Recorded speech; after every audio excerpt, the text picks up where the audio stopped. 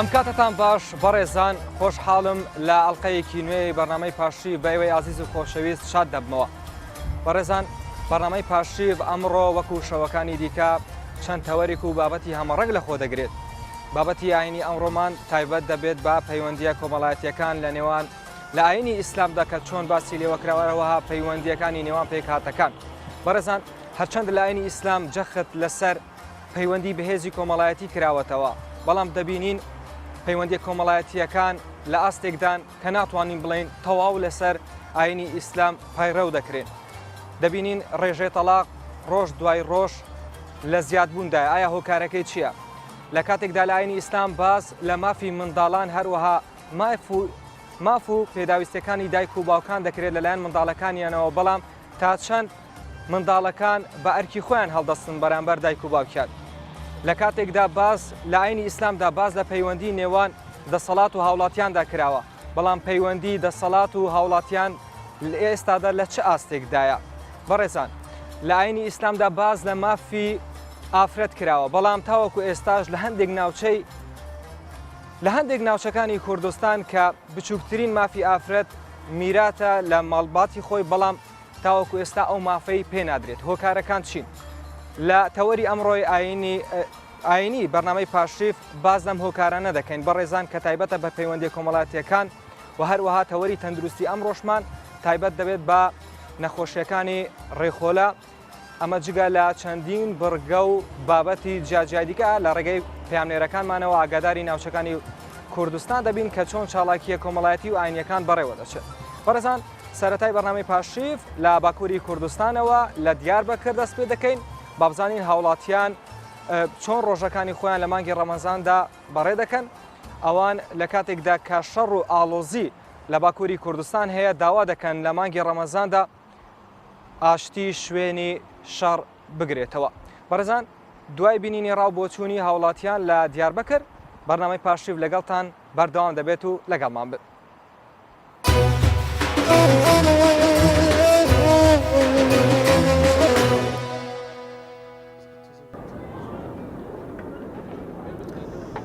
بله لباکوور کردستان جی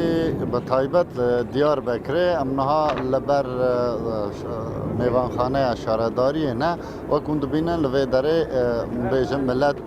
ڕوونشتیە هێدی ئەمبێژن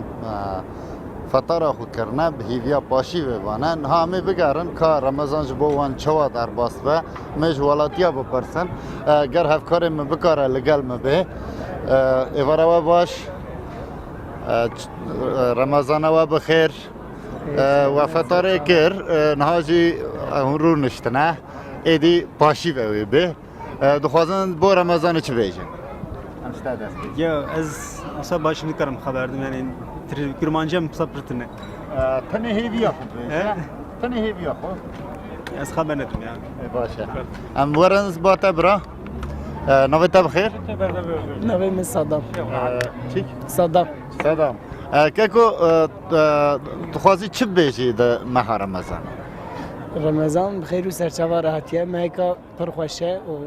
پڕ بەرەکەتلیە و پڕ خۆشە باشقا مەرونی کارێ بێژە تشکی لەبەر شەڕ و ئالۆزی هەنە سەروان دخوازی چ بێژی سەروان لە ناوخوازم خەبەردن پڕ تەشەکرد باشە باش عەفیەت بە جوارە بەڵێ ئەم نەها بەر بە ماسایەکە دم وا دچن ئینکو کوردی زانن لەبەر هەنە ئینشەڵڵا ئێوارە تا بخێر ئەم شتە دەست پێکە ئەمێ وها بچن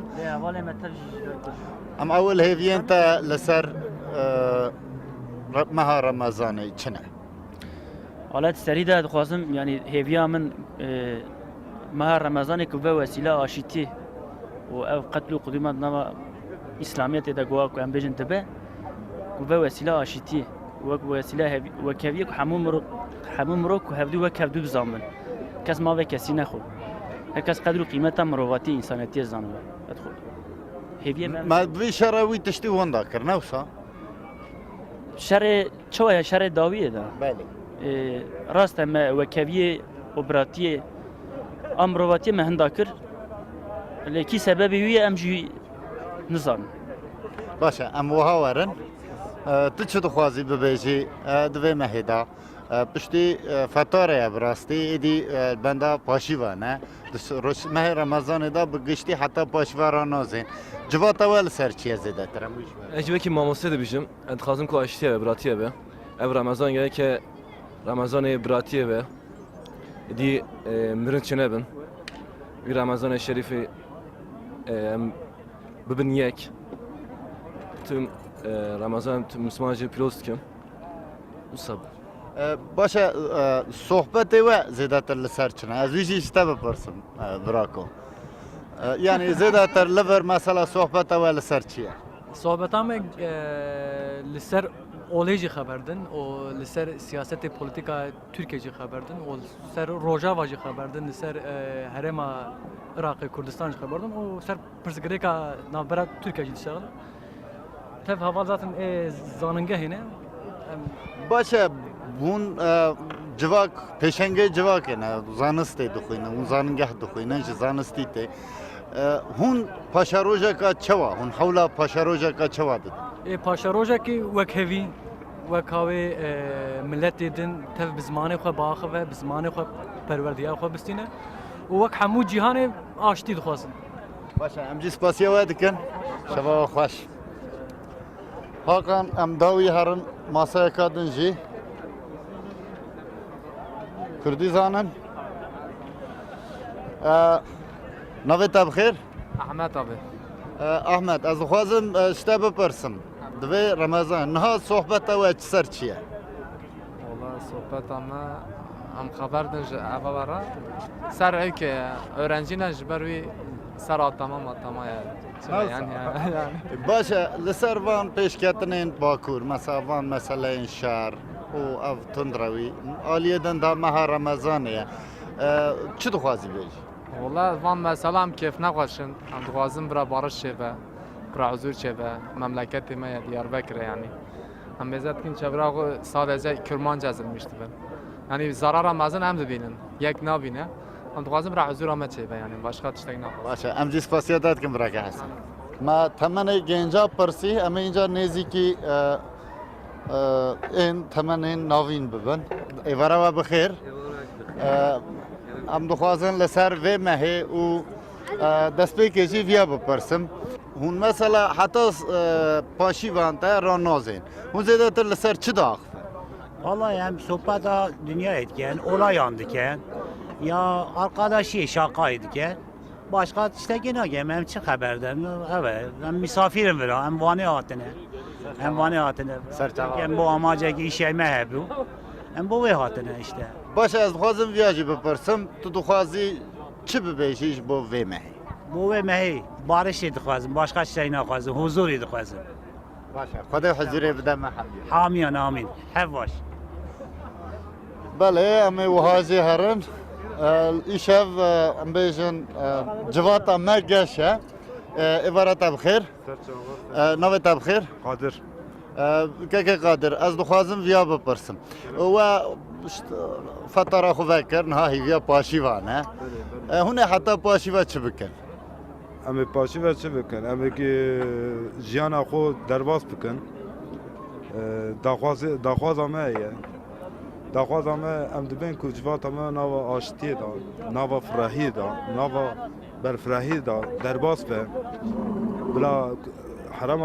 آقا کردستان بلا آشتی به برا براتی به برا خشکیتی به دخواز من جبو خزان تالا اویایه ام جی سپاسیا داد کن زبو ما همیه هیویا همان هیویه دکن بله ام گوتنه نهاددن هولره ام بیجن بیربوچونن ولاتین باکور ده ماه رمضان دا ای شفجی به رنگی بود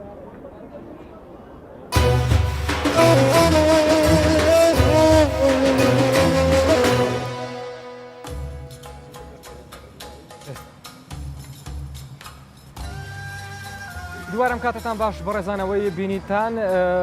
بەڕێوەچوونی کار و چاڵاکیەکان بوو سەبارەت بە ئەو کار و چاڵاکی ئاینیانەی کارە باکووری کوردستان لە شاری دیاک بەکر بەڕێوەچوون لە کاتی پاشێفدا ئێستاش کاتی پێشکەشکردنی تەوەری ئاینی ئەمڕۆمانە کە تایبەتە بە پەیوەندی کۆمەڵاتیەکان لە ئاینی ئیسلامدا ئەویش بە میوانداری بەڕێز مامۆستا حەسەن قادیانەیی پێشنوێژی وتار خوێن مامۆستا زۆر خۆشحاڵم کامڕۆ لەگەڵمانی مامۆستا بە شوێکی گشتی لە ئاینی ئیسلامدا چۆن باس لە پەیوەندی کۆمەڵایەتیەکان کراوە بەناوی خۆی گەورە میهرەبان سپاس بۆ بەڕێزت بۆ تەواوی ئوستافێک کە لەگەڵمان کار دەکەن تەمان سەرەتا داوای قبولبوونی ڕۆژوو ئەەکەین لە خوای گەورە لە تەواوی موسڵمانان باس لە پەیوەندی کۆمەڵایەتی دەکەین لە ئاینی ئیسلامی پیرۆز ئەبێ بگەڕێنەوە بۆ ئامانز لە ناردنی ئاینی ئیسلامی پیرۆز لە هاتنی دینی ئیسلام چییە؟ تەمان یەکەم جار کە خوای گەورە پێغەمبەری نارد لە بۆ بەشەریەت بۆەوەی نارد بۆەوەی دوو سێکتەر ڕاستکاتەوە سێکتەر و خەتی یەکەمیان خەتی هێڵی بابرین خواپەرستیە پەیوەندی نێوان ئینسان لەگەر خوا لەگەر خالق لەگەر مەخلوق ڕێچیکا و ڕێچیخە بۆ ئەوەی خواپەرستێکی تەندروست لەوەی لە غەیری خوای گەورە خەڵک دار و بەرد و فلان و فیسال بەخوا نەزانێت ئەمە خەتی یەکەم هێڵی دووەمین کە پێغەمبەری خوا ئیسلام لە ڕێگای قورئانی پیرۆز کاریان لەسەر کردو بۆ ئەوەی ڕاستیکەنەوە هێڵی پەیوەندی کۆمەڵایەتی پەیوەندی ئینسان لەگەر ئینسان بوو واتە ئامانز لە ئامانزی دووەم بەشی نیوەی دووەمی ئاینی ئیسلامی پیرۆز بۆ ئەوەیە پەیوەندی نێوان کۆمەلگا ئینسان لەگەر ئینسان وە کۆمەلگا لەگەر کۆمەلگا ڕێک بکە ئەوەش یعنی ئەو ڕێخستنەش ئیسلام لە کاتێکدا هات کە بەڕاستی کۆمەلگا لە بواری پەیوەندە کۆمەڵایەتیەکان یعنی علاقاتی ئیجتیماعی لەو پەڕی داڕمان و لەو پەڕی دواکەوتوویدا بوو بۆیە ئەبینین قورئانی پیرۆز زۆرترین زۆر گرنگی بەسی داوە گرنگی بەڕێخستنی لایەنی کۆمەڵایەتی و پەیوەندی کۆمەڵایەتی داوە اینجا پەیوەندی کۆمەڵایەتی لەسەر ئاستی نەتەوایەتی بێ لە نێوان دوو نەتەوە بێ لە نێوان دوو عەشیرەتەوە بێ لە نێوان دوو قەومی جیاواز یان لە نێوان دوو خێزان دوو شار دوو نەفەر لە نێوان خودی خێزانێک لە نێوان دوو نەفرێک لە نێوان یەک نەفەر ئینسانێک لەگەر خۆی ئینسان ئەبێ ئینسانێک پەیوەندی لەگەر خۆی باش بێ مثلەن ئینە لنەفسیک عەلەیکە حەق پێغەمبەر فەرمێ نەفسی خۆت مافی هەیە لەسەرت ئەبێ مافی خۆت بدەیت ینی مەبەستم پێوەی ئەو پەیوەندیانەی ئەوەندە ورد کردەوە هەتا گەیاندێ خودی ئینسانەکە خۆی بەڵێ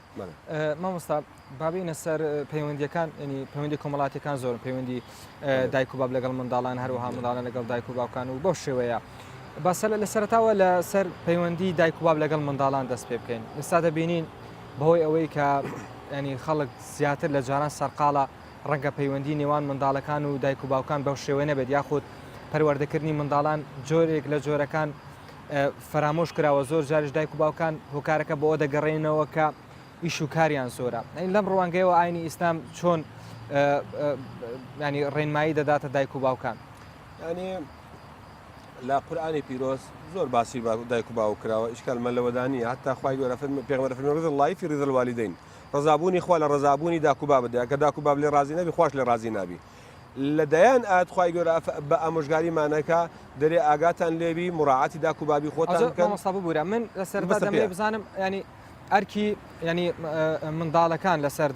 دایک و باوکان دەبی چۆن ئەو پەیوەندی لەگەڵ منداڵەکان دروستکە دواتر دێنە سەر ئەرکی دایک و باوک ئەنی ئەرکی منداڵەکان لەسەر دایک و باوک مەدەزانین مەسم پێ ئەوەیە ینی قورئان کە مافی یەکێک لەم دوانەی فەرامۆش نەکردووە باس لە داک و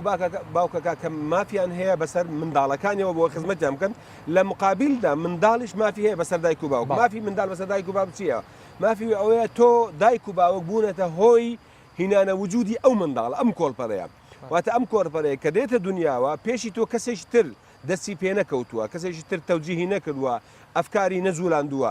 كل مولود يولد على الفطرة پێغەمبەر فەرمێ هەموو ئینسانێک کە لەدایکە بی هەموو منداڵێک پاکە یعنی منداڵێکی ئەفریقی لە مۆزەمبیقەوە کە لەدایکە بی لەگەر منداڵێکی مەکەی لە کاتی لەدایک بووندا هەردووچیان فیترەتیان باکە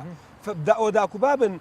ئیتیجاهی ئەفکاری ئەو ئینسانە دەگۆڕن توندی دەکەن نەرمی دەکەن دەیکەنە مەسیحی دەیکەنە مسلمان دەیکەنە بوزی ئەوە داک و بابن تحکم بە عەقڵی ئەو ئینسان ئەو منداڵاکەن جا لە دەرەوەی چوارچێوەی ئاینیشەوە یعنی خۆڕەوشت و ئەخلاق و ئەوانە ئەوە داک و باوکن ئەتوانن منداڵی خۆیان ڕابێنن لەسەر ئەوەی کەوا چۆن تەعامل لەگەر خودی خۆیان بکەن مثلا زۆر جاری وایدا گلەی ئەوە دەکرێم داک و باوک نەیانتوانیوە تربیەتی منداڵ بە ئەندازەیەک بدەن بەیانی هەر بەکەلکی خۆشیان بێت هەنێ ئەوەندە خەساری دەکەن تربیەتەکەیان ئەوەندە سقەتە یعنی والێ دەکەن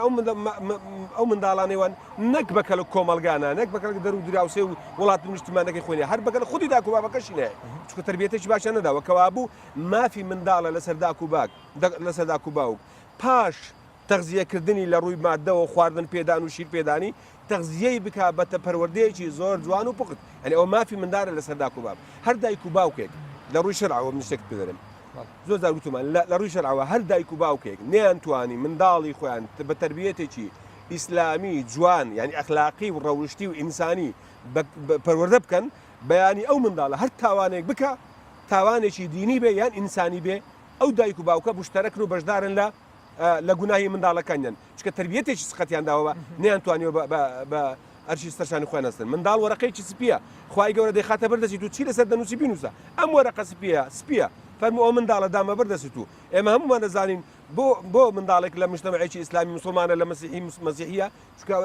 بە پێی ئەو ژینگەکەی خۆی گۆڕانکاری بەسەر عەقلیەت و بیرکردنەوە و دینداری ئەو منداڵە دادێ جاکەوا بۆ ئەو خێزانە زۆر بە ئاسانی دەتوانانی تەوجیهی منداڵەکەی خۆی بکە دەبینین دوو خێزانانە ئێشیان پەرودەی جوانی هەیە ئێشیان پەرودەکەی سقەتە منداڵی مندارێکی محتەرەمە ڕێزی خەڵک دەگری ڕێزی گەورە دەگری ڕێزی نیشتمان و ژینگەی خۆی دەگری بەڵام ئەوی تر چونکە داک و باوەکەی خۆیان پەروەردەیەکی دروستیان نیە منداڵەکان منداڵێکی سقەت و منداڵێکی فاشیل هەم نەسوودی بۆ من داک و باب هەیە نەکۆم بۆ کۆمەلگاکەی خۆشیە بۆیە ئەرچی یەکەمی منداڵ ئەوە دایک و باوک بەرامبەر منداڵەکان ئەو دوای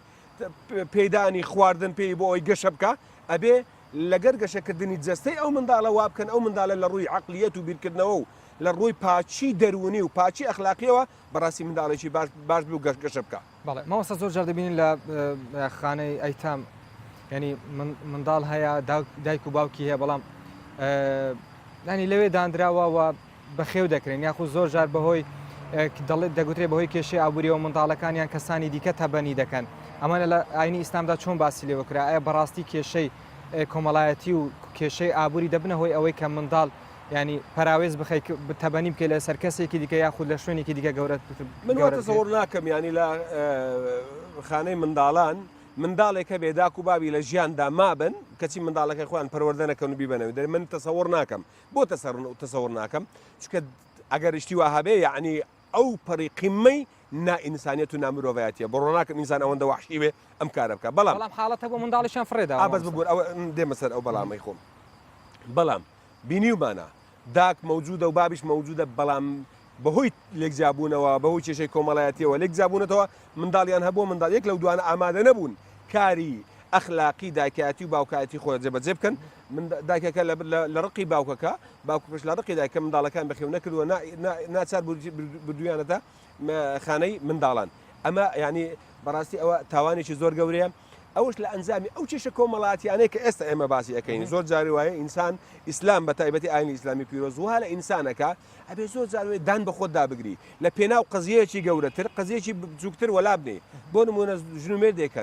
ژنومێر دێکەن منداڵیان هەیە کێشە دروستەکان فەوزا دەنێنەوە مەشاکل ئاخیری ئەو مەشاکل فەوزایەوەنەوە سەرەکیشی بۆ جیابوونەوە تەلاق کاکە تۆ ئەبێ دوای منداڵەکان بێداک و بێ با و بێ سەرپەرشتی کار ئەمینەوە بستنە حەزانەی منداڵێکی لە حەزانە پەروەردە بکرێ مۆزەفێک وەکو ئەرچێکی ڕۆژانە بەخێوی بکە ئەبێت تربیەتێک وەربگرێ بێگومان ینی ئێمە هەمومان نەزانین دەرێن زۆربەی ئەوانەی جەیشی ئەمریکی ینی 150 ئەوانەی لە خانەی منداڵان گەورە بوونە بۆ چونکە ینی ڕەنگە ئێرتیباتی کۆمەڵاتیان لاواستر بێت بۆیە ئەوە تاوانێکی زۆر گەورەیە من دایک و باوک کار دەکە دەبنە هۆکاری دروست هێنانە دنیای منداڵێک ئەبێ هەتا کۆتایی لەگەری بن نەبەزن بەڕاستی مامۆستا لە بەرامبەر ئەوەش دانازم تا سەردانی خانەی بە ساڵات چوانت کردووە یان نا دایک و باوکی وا هەن کوڕ و کچیان لەسەر ژیاندا ماون و ڕەنگە بارودۆخی کۆمەڵاتیان زۆر باش بێت بەڵام دایک و باوکیان لە خانەی بە ساڵات چوان کەوتون ینی ڕەنگە وەک خۆت گوتتان پەروەردەکردنی منداڵان بۆ ئەوانیش بگەڕێتەوە بەڵام ئەرکی سەر ئەو منداڵانە چییە؟ من وتم ینی زۆر جار ئەبێ داک و باوک ئەبێ منداڵ پەروەردە بکەن بۆ ئەوەی هەم بەکەلکە خۆیان بێ پێشەوەی بەکەلک بەرامبەرەکان بێ بەکەلکی خۆیانە بێ یعنی ئەمە زۆر جار کە دەگرێن دەنی کاکە منداڵەکە جوان پەروەردە بکە گریان یەکەمان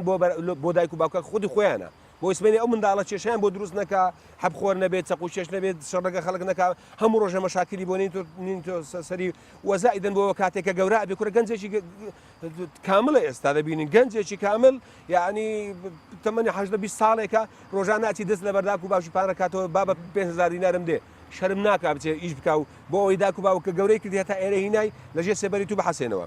اینجا ئاخیری وای لێدێ ئەو دایک و باوکە کە منداڵەکە گەورە بوو سوودیوانیشی نابێ بەداخەوە من ئەو ڕۆژێ باسمی ئەومانە کرد یعنی مردن خۆشترە لە بۆ ئینسان کاتێک کە دایکی یان بابی وی لەبەر بێ سەرپەرشتی لە خانەی بە ساڵات چوان ژیان بەسەر بەرێ کاتێک کە تۆ دەچی ئەو اختیارانە دەبینی ئەو تەمەندارانە دەبینی خوای گەورە خۆی لە قورئانی پیرۆزدا چ دەفەرمێ دەری وەمەن نوعەمره ننكس في الخلق أفلا يعقلون أوانيك تمنيا برزكين وزارش ترديان شينينوا ومنهم من يرد إلى أرض العمر خواهي قول فيلم إيواء مان هي إنساني واهي تمن دريجة كم حتى دهين مورزيل ترين تمني كتمني من داليا بوي هر إنسانك همو تاكك 2000 من دالي دبيني دزاني أمنوتو همو إنسانك أقر خواه تمن دريجة 2000 من دالي دبيني من دالي يعني تسي يعني بعقلي بجوي بتساوي بهوشي ببيري بدستي بباي بي 2000 دبيني زاري كلا دايق دبي حتى يعني قشاكا من دالك هيز ندستي ونبيه أو ثانيين ونيا ناتوان التحكم بعقلي خوبه وش كارنا بكا زاري دو من كاتي كبير دبي خواي يرفمي وش زاراني لذا كمو أي كمو من دالي زاران كودي كوابو إنسان لهاتنا الدنيا لما الآواي كردن لدنياي هردوشي بمندالي بمندالي ديت الدنيا بمنداليش مال آواي أكل الدنيا أم قانون عامل بهم كسك أو من أو جنزي إمرو بابي خوي رواني خاني بس على سوانك بيانيش أبي أو باش بزاني همان شديته پێشوی مامۆستا ئەو شتە ڕاستە دەگوتری ئەگەر کەسێک لەگەڵ دایک و باوکی خراپ بێت یانیخرابن شتێکی زۆر لەتیفەیەکەیە دەرێ کابرایەک منداڵێک زۆر ڕقی لە بابی دەبۆ دائیمەن چێشە بۆ دروستکرد ئاخیر وتی وەڵاهی با هەر لە کۆرم بیتەوە ئیتر لە کۆری خۆمی کەمەوە باشترەوەی هەموو ڕۆژێ لێی دەم و شەڕی لەگەر بکەم هەستا بردی وتی وڵای دەسم دەیکوژم بردی ئاقاری دەی بردی وتی وڵای ئێرە سۆرە بە ئەلێرە بیکوژم دەرێ ویستی بیکوژی بابەکەی گوتی تۆ خۆی مادەم هەتم کوژی بم بە ئەو دیوی ئەو گوری ئێرە هەونیە ئەو دیوی هەوە وەڵا بردی گوتی چی ئەو دیوی گوتی وەڵی کاتی خۆی بابی خۆم لەو دیوی کوشتیە ئێرە هەو نەبوو ئەو دیوی هەوە بۆیە بەڕاستی ئینتیقام من پێغەمبەر دەفەرمی هەموو شتێک هەموو تاوانێک خوای گەورە ڕەنگە ئینتیقامەکە هەر بگری لە بۆ قیامەت بەڵام ئللا ئەزێدانی دایک و باوک ئللا خوای گەورە لە دنیای تۆڵی لێ دەکاوە بۆیە پێغەمبەری خوا فەرمێ خۆتان لە دوعای داک و باوکتان بپارێزن دوعاتان لێ نەکەن دائیمەن من ئامۆژگاری گەنجانەکەم و خەڵکی ئەەکەمەوە دەرێم ئاگات لێبی داک و باوکت دوعات لێ نەکە ئێستاش لەگەدای بەس ببوور ئەوەی تەواو ئێستاش لەگەر دابی هەندێک کەس هەن دایک و باوکیان دوعیان لێ کردون یا ڕەبی خۆیان ڕزقی سوار بێ یا ڕەبی خۆیان ئاسوودە نەبێ یا ڕەبی خۆیان مرتاح نەبێ بڕوایەتە بێ ئێستاش تەماشا دەکەی حتا دەشمیری ئەو ئینسانە تێربەزیی خۆی ناخوا هەمیشە مرتاح و ئاسوودە نییە چونکە دوعای داک و باوکی لێ گیر بووە بۆیە ئەبێ خۆمان بپارێزن لەوەی عقوبەی ئەزێدانی دایک و باوک لە دنیای خوای گەورە تۆرەمان لێ دەکاتەوە بەڵام مامۆستا شتێک هەیە لێرە ینی دەبێ ئەوەش باسکەین کەسێک لەگەڵ دایک و باوکی خراپ بووە گەورە دەبێ ژن دێنێت منداڵەکانی ئەو گوناحیان چییە کە دەبێ لەگەڵ باوکیان خراپ بن بۆ ئەوەی ینی تۆڵەی باپیریان لە باوکیان بکاتەوە ئەویش کەسێکی خراپی لێ بەرهەم بێ لە کۆتاییدا ناوە هەوانیە ینی مثل ئەوەی جەنابەتە لێ ئەوە ڕێکوانیە ئەوەی خۆم باسم کرد ئەوە قانونی هەموو کەس وای نەکردووە بەڵام ڕەنگە ئەوە لە بۆ عیبرەت و لە بۆ ئیتیعاز و لە بۆ ئامۆژگاری وەرگرتن جاری وهەیە نمونەیەکی وا چەند نمونەیەکی وا ڕوو ئەدەن بۆ ئەوی کۆمەڵگە دەرسیان لێ وەربگری ئەجینە مەبەست پێ ئەوەیە تۆ دەرێ چ بچینی ئەوە دەدوریەوە جیا لەسەر پنجی خۆشین دەبێ زۆر قسە گوتراوە من کە منداڵێکم بەسقەتی پەروەردە کرد من کە ئینسانێک بووم بابی خۆم کوشت لەبێ خراپی خۆم بابی خۆم کوشت و منداڵی خۆشم بەسقەتی پەروەردە کرد چاوەڕێی سلس لەو منداڵی دەکەم هەر چاوەڕێی ئەوەی لێ یەکەم ئەویش بێ من بکوشێتەوە یان ئەو زیاتزێتی من بدا وانە باشە من ئەگە ئینسانێک بووم هەموو کاتێک لە بەردەمی منداڵەکانی خۆم ڕێزی داک و بابی خۆم نەکرد جنێوم پێدان ئیهانەم کردن خێزانی خۆم تەفزیل کرد بەسەر داچی خۆم کوڕی خۆم تەفزیل کرد بەسەر بابی خۆم دائیمەن مراعاتی وانم کرد هەموو ڕۆژێ لە بەرچاوی داک و بابی خۆم پیاسم بە خێزان و ماڵ و منداڵی خۆم کرد و ئەوانیشم لە ژۆرێ ئیهمال کرد مانجێ زارێکی سرم لێ نەدان هیچ حەق و حقوقێکم نەدانێ دەبێت ئەوە من مەدرسەی من مەدرسە و شانۆی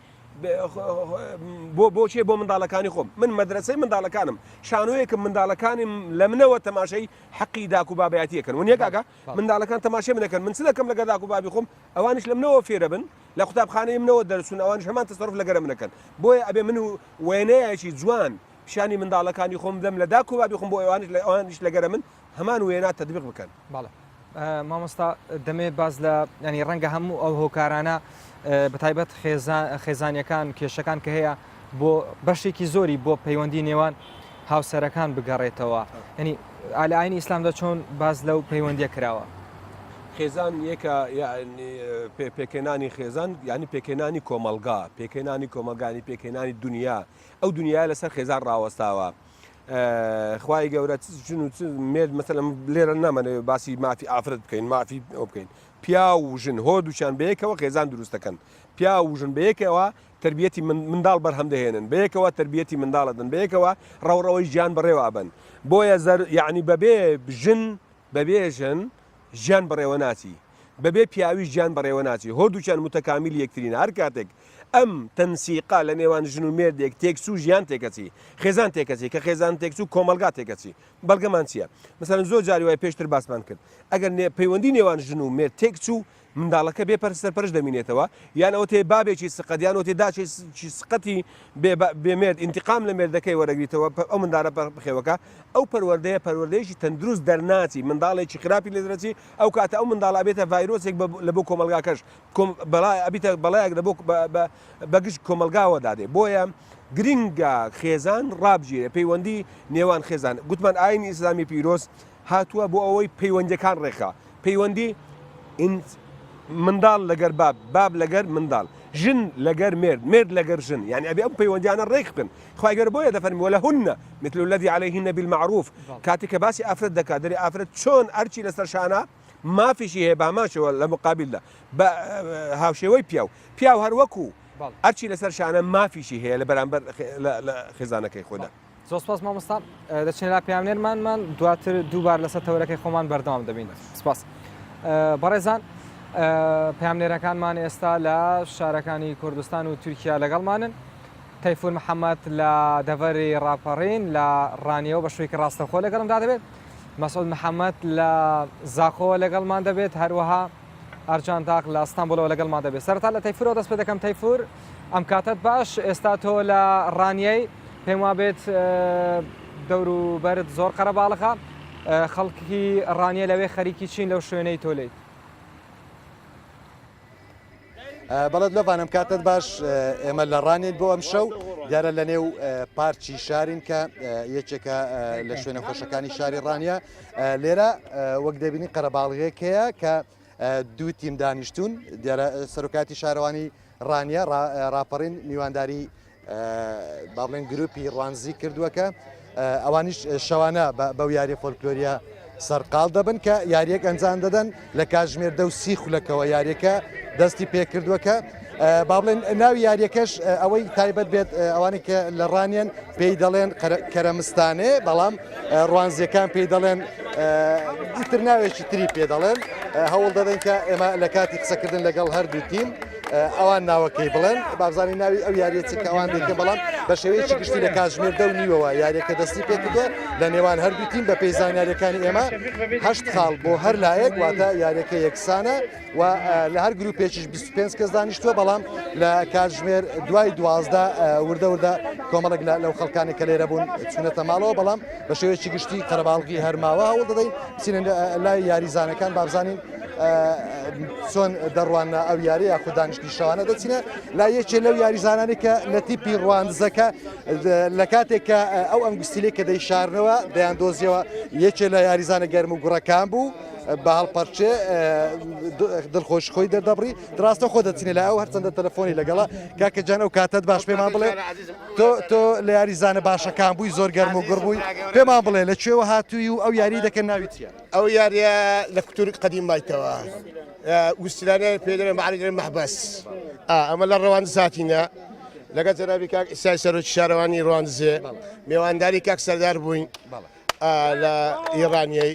ئەو هاتێک ئەمەکەی دەست پێ دەکەین باشە دەستەکانت ئەوات سەماوەن دەستەکەمان سەمای عینەبی گوستەکەی تایە ئەو دیکانەوە ئەوە بنەوە ئەگە ناندیتەوە یازە نقطەی ئەو دەدۆڕێن ئەو کاتت باش مامۆستا پێمان بڵێ تۆ لە ڕوانزەوە هاتووی لەو یاریە بەشداری پێت وایە جگە لە یاریەکە جگە لە شەوانی ڕەمەزان کە با بڵێن بەشێکە لە ئەرکێکی ئاینی پێت وایە ئەو میوانداریکردنە پێتوانێت کە تێکەڵاوێکی کۆمەڵایەتی دروست دەکات؟ پێشەشی بەخێر هاتنا دەکەم بەڕاستی ئەمە هەموو ساڵێک تیپی ڕانیە دێن بۆ ڕەواندز ئێمە لە ڕەواندز دێن بۆ ئێرانە بۆ تێکەلبوونی کۆمەڵایەتی باری کۆمەڵایەتی هەموو تێکەبوونی باری کۆمەڵایەتیە خۆشحاڵین بەو یاریانە ئومێدەواریم ئەو یاریانە بەردەوام بێت هەتا بتوانین دابوونەریتی باو باپیرانمان لەبیر نەکەین. زۆر سپاس لۆڤان هەوڵ دەدەم بچمە لای بەشێک لە یاریزانەکانی تیپیڕانیەش بۆ ئەوانش بێبەش نەکەین ئەوە یەکێ لە باشترین یاریزانەکانی تیپیڕانیەیە کە هەم خۆی ئەنگوسیلەکە دەشارێتەوە و یەکێکشە لەوانێکە زۆر بەدیقەتەوە سەیری تیپی بەرامبەر دەکات و زۆربەی دۆزینەوەکان لەلایەن ئەو کەسەوە بۆ ئەو کاتت باش پێمان بڵێ تۆ زۆر سەرقاڵ دیاری لە کاژمێر دەونیوە لەو کاتەوە ئێمە لێرەین تۆ ئەنگوسیلەکە دەشاریەوە و تۆ یەکێ لە یاریزانە دیارەکانی و هەموو ئەو دیتنەوانە لەلایەن تۆوە بووە بۆچی ینی بۆ ئەوەندە شارەزای پێشتر بخێر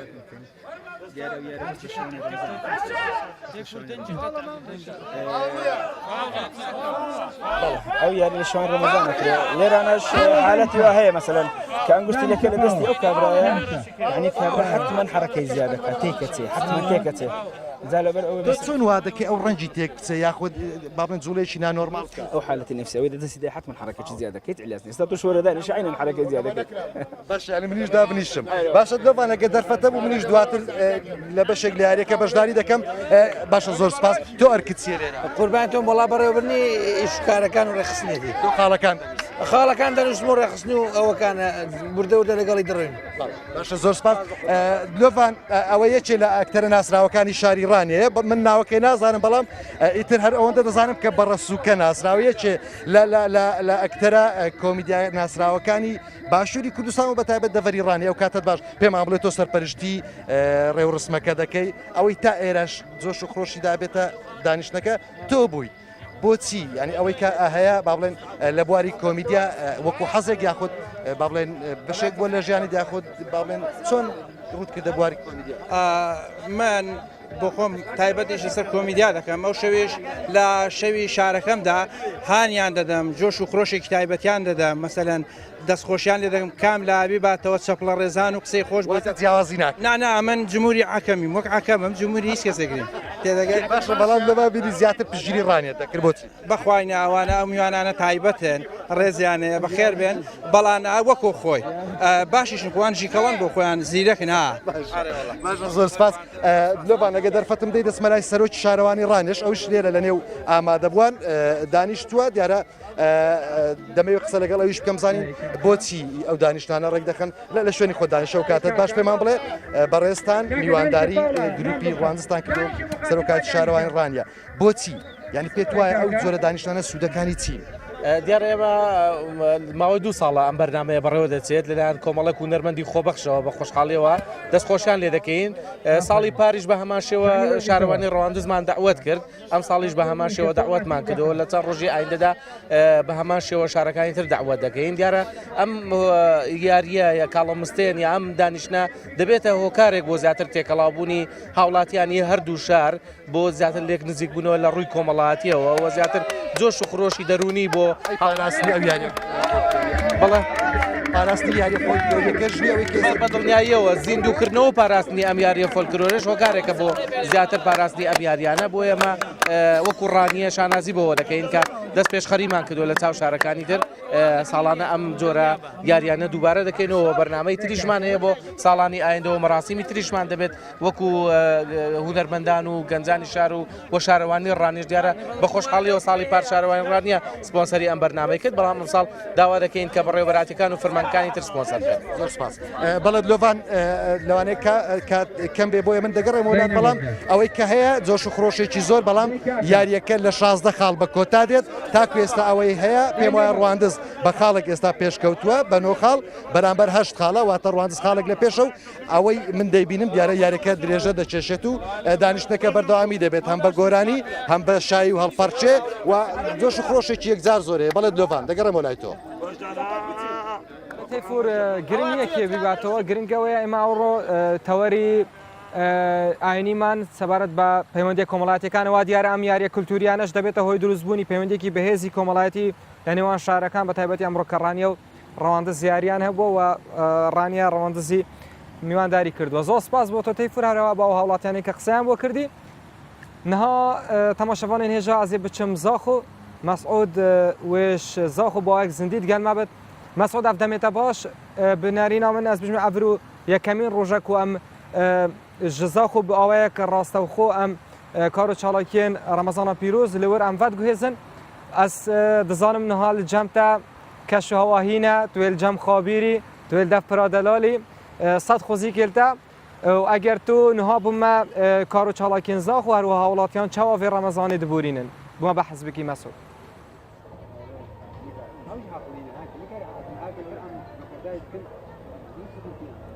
وقت آماجه بکری از الپرادلالم لبر شرشرا آوا خابیری ما افشوا مقصد باجر زاخو کرد کبزانی کنه شوان رمضان چوا باجر زاخو در باز بن حدیثان دبزانی کنه ولاتین باجر زاخو خلک باجر زاخو چوا شف بری رمضان در باز کن تروجان رمضان دا مجیلی چنه شوان رمضان دا چوا شوان خود در باز کن در دورت من هجماره که چالاگوانو روزنامه‌وان باجر زاخو هن از خازم یک بیا گلوان باغ دانو ساندنه بکم کنه او مجیلی چنه و چوا شبا در باز کن دم تباش بیتن از بیشم نهم الجه کی گشتیاری نال باجر زاخو رادلال کسم بلا باجر زاخو یا بیشم چه خوش شکل ویجی هیا کد شوان رمضان داینو صحوال پیک و کند بن شبا باشتر پتریا شبت رمضان اما که حوال برلیفت خوابیل تر نخوره و بشای آرام و کی دیار ام تر نخوره گله که خوشه بله تو دیگر رمضان چوانیه و 5 روز رمضان پیروز در باز بون حتی نه خوش پروچیتن بجبر کروش دریجن دنیا گرمه وکی دیار گله که خوشه و جاره که دیجی بو همه دیار بی نه قیران و نه گرمی و نه تیرور نشد وکی بسرای گیری مسلمان ها بگیرتن که روزانه رمضان لبورن سپاس بله حوالی ما جا پیکر که حتی نه یعنی خلک زاخو سرجان خواه بردامه نه قیران نه جداعش نه شکارتی کنر جانا روزانه بکتن امیشم وی جداهی هفت ساله و رمضان دیگر رمضان بوریا چوا بو جدای کازور همیش لایه قیرانا و لایه تیروریسم داعش و کارت کردن کازور سر بار تندرستی و درونیجی کریه ویرجی دیسا دوبارت کیم و دیارت کیم با همه دشمن حرم کردستان دیارت کیم بوانا کوچر یار نشین رگیری حرم کردستان بکنن ناسنا و ملت کرد بکن باش سپاس از خازم دلیل دم همی آجبر کو عمل جه که خوشین خازم دانو ساندن بکن کنه تو افشوا کو گنجه که زاخو الباجر زاخول سرپرادلال تو چه پیامه که دی که تو کی گنجه که رمضان افسالا داد تا چه پیوه که دست به که بخیر هات نهاد کن اوجی وقت هر شب خواهد تلفن توالات کن و جایی که حسا آرام هوا که هین این هر شب کن بالوری آنجینش بر تلویزیون افشوات نمیده پرانی ها شوا عمل وری آماده بین چکو جایی که بومه برابری با خلک زاخو گله گننگه تقریبا ابقا شخصی که از تقریبا هر دو روز نه پری بهنامه تانگه به ویت از قصد برابری بله زور باشه بلی خلک زاخو یعنی پیشیانها گشتیار تاتن عرب تاتن خلک در وی و هرما کردستان تات قصد ورد که طایبتی پر زاخو نهاد آجی هر وصايا او طعم هيا خلق گشتیار قصد ورد کن بله گشتیار قصد ورد کن بله نه کی برینو کرد چه بد کمتر قصد ورد کنش بر امروزیا دور بشکی کارت کردن الوان گشتیاری آنچه کلیه چون به هر گشتیار شلای عربات هاتن خلک دوگی نکات کردستان بخواه قصد ورد کن اگرم بحث زاخویاب خوب کن یعنی طایبتی رمضان دا چه خلق قصد ورد کن وای که تو خود بینی چه گوری نهاده کردن جا سال دی بلکه پتر اف سال خلق قصد ورد کردن و بردامی هم قصد ورد کردن که مولکیه هم گنج حوال روزنامه وان هکر نلفی جهی بتم یکو باش نبینن بله زور سپاس باشه یعنی ببورن اف سال دا حتی نه که فروجن بورینش رمضان پیروز از بارم توجی تروجیت گرتین منه بله الحمدلله تو چجوره خلت نبویه بخلتی و آوکی و خوی خار نکی بخوی نه والله حتی نه که باشه الحمدلله بله باشه ممکن که بحث روزانت خوب کرد چهار روزانت خود در باز کی توی نوستی گلک پروژه نون طایبتی اوت بیکار بشویج تن قصد جیتو صاد کن نه خدا ما نوستن هری نمش خدا شولن الحمدلله بس همون بیشتر اینترنت فیسبوکی و نرجع هوا رو ویدی و مدت بیشتر جام سپاسیا پیش مرگی قهرمان کنو کل سنگر که نبخیران بیانو کامل ویر آماده ندبین بله ام داخوازی پیام خود گهینن لایه سیاسی همیا کوی گرتی بن بله چون دمی لایه سیاسی همیا گرتی بن پردی خالق کیف خواج بتن باش سپاس و رمضان چه طعمک بوده هیا خودش بری که از برسوی بدم اتخوازم نقطه که اشارت بدم رمضان ده نقطه هری باش من دیتی اوجی خرابینا هوالا کودگری کدال وان دورو برابان جیت خوش دیساجی وکی گنجه که زاخو از ویراشی راسی ام نگلک باش بینن کچاو عملی کدو کومت بین دوی هیوی دام تخوازین لانن من سیاسی جی یعنی دست خواب کنم دست یک دو دا پتر ابراوشا پتر برف باشتر بجتن داخل کی ما پتر آرامی خوشی بجتن یعنی هم همی چواره اوان روزانه اوان دست کرد. زور سپاس بله.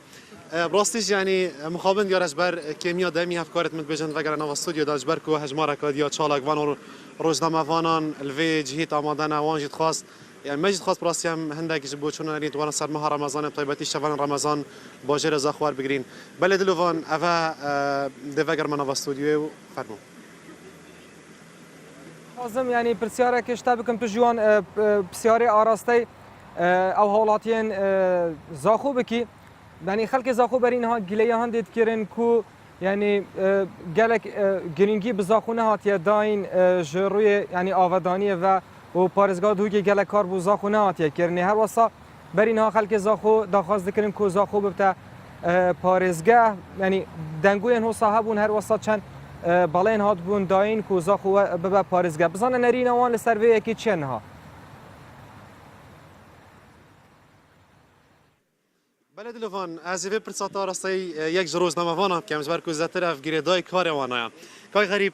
افکارت من سوی کت کن بجن گلک زارا زاخویان گلیاوی که هبویا گرینگی و که پدوی بزاخونات یا دان زاخویت خازن باجر وان ببیتا پارزگه حتی نو که اف گلو گازنده خلک زاخود بردامن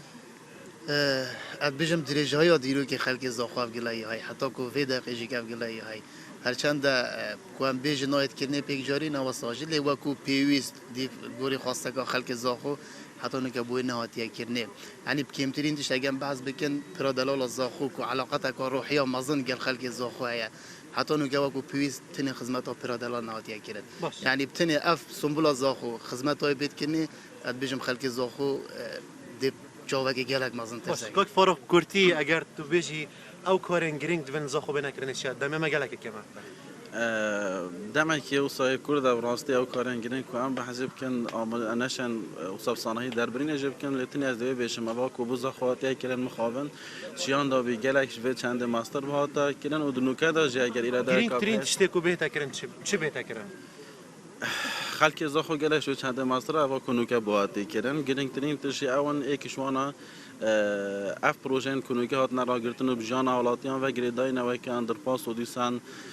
تونل آزاخ و دیسان پرادلال و بزیتنین دم کار سر بیت کردن و دیسان خدمت گذاریان که گریدای بجان روزانه اولاتیان و براستیج خلکی که هید نوا و زاخوی دا نوا معانات دیگری که دجوار دا جان روزانه دیکن و برپرس معلم پدرش همیشه واقع داری را. هیویا هنده کو روزی که روزان بین زاخو وکه پارێزگه باجر زاخو ام نوا گشتن و شان دانجی پروگرام طایبت کردستان 24 دا ام بازار ببین بله مسعود گرینگترین وانگیلیان کو از بیش ما روزنامه وانان جبیر کرد او ویداوی بو پرک زاخو هات بو چیکرن او پراکو پارک گلگ لی هات بو صرف کردن لی خواهر بو یعنی ها ولش نشی بو هات یا دانین کو دیفچونه بو کن به هر حال گلک سپاس جبوی تمسود و هفته بوان روزنامه وانان و وان هولاتین خلک زاخو کل جمعه بونک پرادلال دم خوش بوا نهاج هم زاخو کودری سنوری هم بچن استانبول ارجاندا نوچگانی ما باگ زندید گلمه ارجان افدمیت باش پاشیو لجمعه چوا دبوره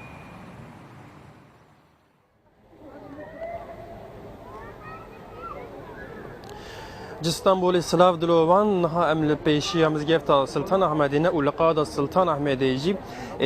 دگل نزیک بونا وقت پاشی ویجی گل کی زده بویه و تیرو تجه بویه درودو رام زگفت سلطان احمدی هناك هم ولاتين كودما فتار الفيدر فتار خو كرن نهاجي هيجي الفيدرين وحتى باشي ويجي الفيدر دسكنن باشي واخو جي لك هم ولات الفيدر دكن وبش راجي دشمال اخو نهال الفيدر يجي قالك هم ولاتين هنا ام خازن قال شن ولاتين روبرتاج بكن كريم بياج كريم اخو ناوي تبخير نعم من نور الله نور الله وقت الفيدر شوا دروز به باشي واخو الفيدر دكن باشه قالك جان درباس خوش درباس دبي جبوني افطار ماتن سلطان احمدي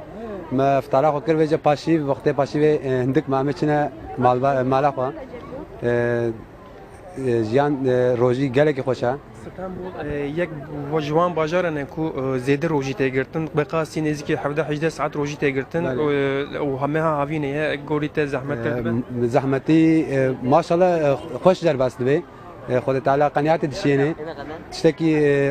روزی جبون اسلامی تشتکی پرخوشه و جیان gerçekten خوش در بست به نظر ضعف خوشه gerçekten جبو في مها بخير وبركات هيفي وداخازين واتشي داخازين مجبون اسلام خود تعالی بارشك بخينا مسلمان ده و بارشك بخينا كردا ده جي قوات خود تعالی قوات بده كردا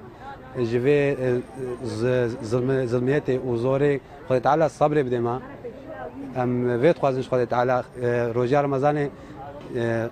تشتکی ضعف خوشه ام هیوید کن خود تعالی بارش که بخینا مسلمانه گلک سپاس خودی قبول که انشالله نهاجی ام هرن عالیه دن هم ولاتین دن چه فکره مرحبا اشتره نوی تبخیر خير سلامات رضوان دوان كيف رضوان دما باشي هون فيدرنا وقتها وشوا دروز دوبه هون والله وقتها ما باس در باس ام هاتن مفترق و ابو بکر نزکه چی که همه چی نماله وجه بس روزه ما خوش تن ویدره يودا خازن وجه جبي ما بخير وبركات والله سكرس خودره باس يعني روزيا ما خوش جام است درب کن ویدره تکستیل اما بيشتي همه چی نماله ده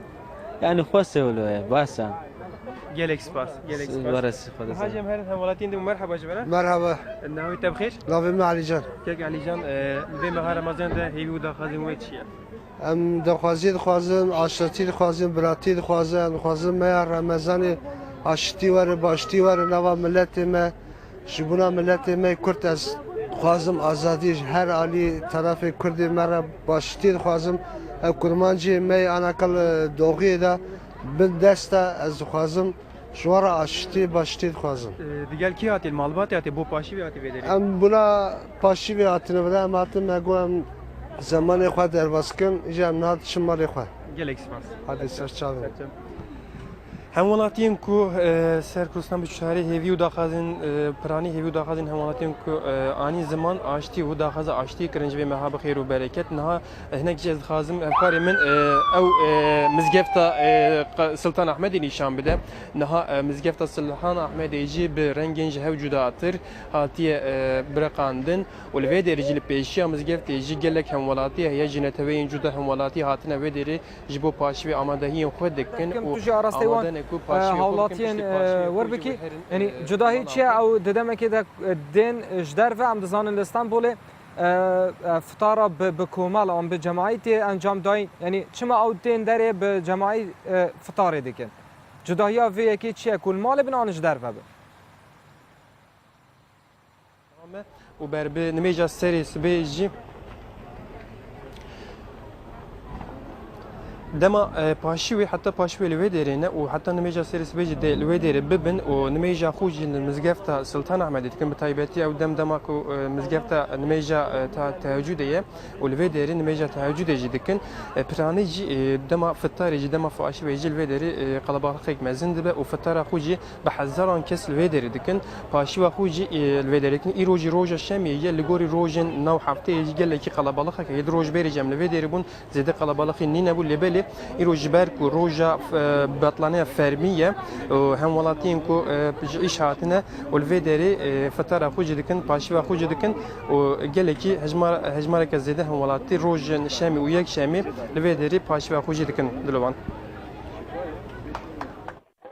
ارجانداخ نوچگان ما ج استانبول با یک زندی تو گلما بوی گلک سپاس جبویتا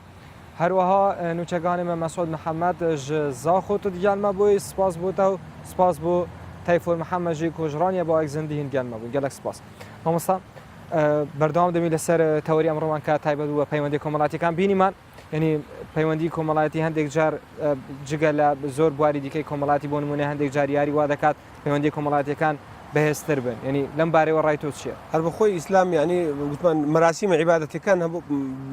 بۆ بەهێزکردنی پەیوەندی کۆمەڵاتیشە بۆ نمونە کە نوێژ دەکەی نوێژ بەهێزکردنی پەیوەندی کۆمەڵایەتیە هەموو تاکەکان هەموو مسلمانەکان دێن لە مزگەوت یعنی بەبێ جیاوازی ئەوە سڕی دەورەمەندە ئەوەی مەسوولە ئەوەی فەقیرە ئەوەی هەژار ئەوەی تێدا نییە هەمویان بەیەکەوە هەموو دەنگ و ڕەنگە جیاوازەکان دێن لە یەک مزگەوت نوێژ دەکەن بە یەک حەرەکە بە یەک ئیعاز دەجوولێنەوە ئەوە خۆی لە خۆیدا پەیوەندیی کۆمەڵایەتێک کە تەواو بن ساکوچۆنی و باوەش لێکردن بەماشێوە لە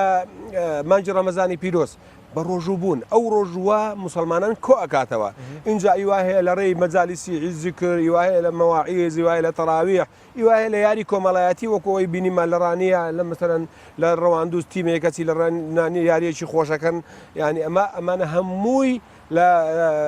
ئاینی ئیسلامی پیرۆز گرنگی پێدراوە و پێگیری لەسەرەوە کراوەتەوە کە ئەبێ پەیوەندی کۆمەڵایەتی لە نێوان خەڵکدا هەبی بۆەوەی خەڵک ئاگای لە یەکتری بی خۆ ژیان چییە؟ ژیانی ئینسان بریتیە لە کۆمەڕێک ئێرتێباتات کۆمەڕێک عێلاقات کە جای دەکاتەوە لە حیوانانی تر ئەنی مەسەلەن بۆ نمونە ئێمە وەکو ئینسان بەچ جیا دەکرێنەوە لە غابە بەچ جیا دەکرێنەوە لە کۆمەلگای حیوانات ئاشاشی ئەو بەڕێزانی کە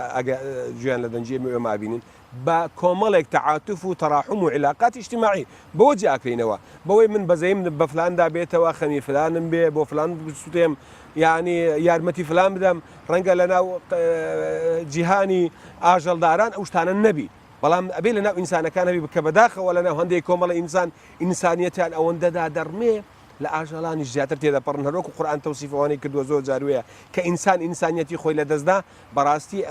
لە ڕێزی ئاژەڵانی جێگای نابێتەوە. بەڵێ مامۆستا زۆر جار ینی دەڵێ گوترێ پەیوەندی کۆمەڵاتیەکان بەو شێوەیە نین ینی بە شوەیەکی باش نین هەندێک کەس دەڵێ هۆکارەکەی بۆ دەگەڕێتەوە کە ئێستا ژیان سەخت بۆ و هەموو کەسێک دەبێت کار بکات هەندێکیش بۆ ئەوی دەگەڕێنەوە کە سلەی ڕەحم نەماوە بەڕای تۆ کام لەم هۆکارانە؟ کاک دلۆڤان ئێمە پێشتر بەڕاستی چەند ساڵێک پێش ئێستا زۆر جار دەمان گوت ڕەنگە لە ڕۆوڵاتە ڕۆژ ئاواییەکان زۆر لە ئێمە باشتر بن لە ڕۆی تەکنۆلۆژیاوە لە ڕۆی عەقل و بیرکردنەوە لە ڕووی ئیدارە و قانون و یاساوە زۆر لە ئێمە لە پێشترن بەڵام هەمیشە شانازیمان بەوە کرد دەمانوت ئەو عیلاقەت کۆمەڵایەتی و ئەو پەیوەندە کۆمەڵایەتی کە لە نێو ئێمە مسلماندا هەیە لە ناوانیە دائیمان خۆمان بۆ هارەجەشە دەمانوت ڕاست ئەوان لە هەموو لایەنێکەوە لە ئێمە پێشکەوتوترن بەڵام ئێمە لە ڕوانگەی کۆمەڵایەتیەوە لەوان پێشکەوتوترین بۆ نمونە دیراوسێ لەگەر دیراوسێ پێغەمبەر فەرمی ما زال الجبريل يوصيني بالجار حتى ظننت أنه سيورثه دري ئەوەندە پێ جوبرائیل ئامۆژگاری ئەکردم ئاگات لە جیرانی خۆت بێتەوە مەزانی میراتی لێ دەگری مەسەلەن دائیمەن جیران لەگەر جیرانی ئیسلام پێی دەگوتین ناوێ مسلمان غیبەتی مسلمان کە ئاەتی قورئان هاتە خوارێ ولا یغتەب بعضکم بعضا نابێ مسلمان بەرامبەرەکەی بەکەم ئینسان یعنی بەرامبەرەکەی خۆی بەکەم بزانێ لا يسخر قوم من قوم عسى أن يكونوا خيرا منهم حتى آخری نابی غیبەتی یەکتری بکەن نامی نەبی بکەن نابی فلانی بکەن نابی درۆ بکەن نابی غەش بکەن نابی بوختان بکەن نابی زیان بە بەرامبەرەکەت بگەینێ ئەوەنە کۆمەڵێک شتی جوان بوون ئیسلام تەرسیخی کردن لە مجتەمەعدا پێشتر شانازیمان پێوا کرد کە بەداخەوە ئێستا خەریکە ئەوەش لەدەست دەدەین بەداخەوە خەریکە ئێستا ئەوەش لەدەست دەدەین هۆکارەکەشی بۆ دووسێش دەگەڕێتەوە یەک لە هۆکارەکانی ئەوەیە بەڕاستی دووری خەڵکە لە ڕوحیەتی ئاینی ئیسلامی پیرۆز یعنی هەندێک خەڵکمان هەیە ئیسلام ئاینی ئیسلامی پیرۆز بەر بە ڕووکەشەکەەوە وەرەگری ئیوا هەیە بەس بە ئیسم بەناو وەرەگری وایە بە ڕووکەشی وەرەگری قوڵ نەبوویتەوە ناو جێبەجێکردنی ئاکار و ڕەوشتە بەرز و پیرۆزەکانی ئاینی ئیسلامی پیرۆز پێغەمبەری خوا دەفەرمێ من نفس عن مؤمن كربة من كرب الدنيا نفس الله عنه كربة من كرب يوم الآخرة هەر کەسێک ناخۆشیەک لەسەر برا مسلمانەکەی خۆی لابەری لە دنیادا خوای گەورە ناخۆشی قیامەتی لەسەر لادەبا مسلمان ئەبێ بەم ئیعازە بەو تەوەجوهە کار بکبەوەی تۆ لە دنیا ئەچێنی بۆ ئەوەی لە قیامەت بیدووریتەوە بەداخەوە ئێستا ئیمڕۆ دەبینین کۆمەلگا ئیسلامیەکانیش ئەوەندە بێڕەحم بوون ئەوەندە وشک بوون ئەوەندە عاتیفەی کۆمەڵایەتی لە نێوانیانە وشک بووە دراوسێ جیرانی دراوسێ ئەمیان لە تێریان ئەوەندەی خواردووە خەریکە ئەبێ بیبن بۆ تەواری و بۆ فرینە خۆشخانەی فریاکەوتن دکتۆر عیلازی بکە کە زۆری خواردووە ئەوەی جیرانەکەی ئەولاتر ئەوەندە برسیە ئەیبەن بۆ نەخۆشخانە دەرین وڵا برسیە ڕێخۆڵەکانی وشک بوون نابێ مجتمعی ئیسلامی وابێ مجتمعی ئیسلامی ئەبێ كالجسد الواحد إذا اشتكى منه عضو تداعى له سائر الجسد أبي وكو يجزى سوا بمجتمع إسلامي أجر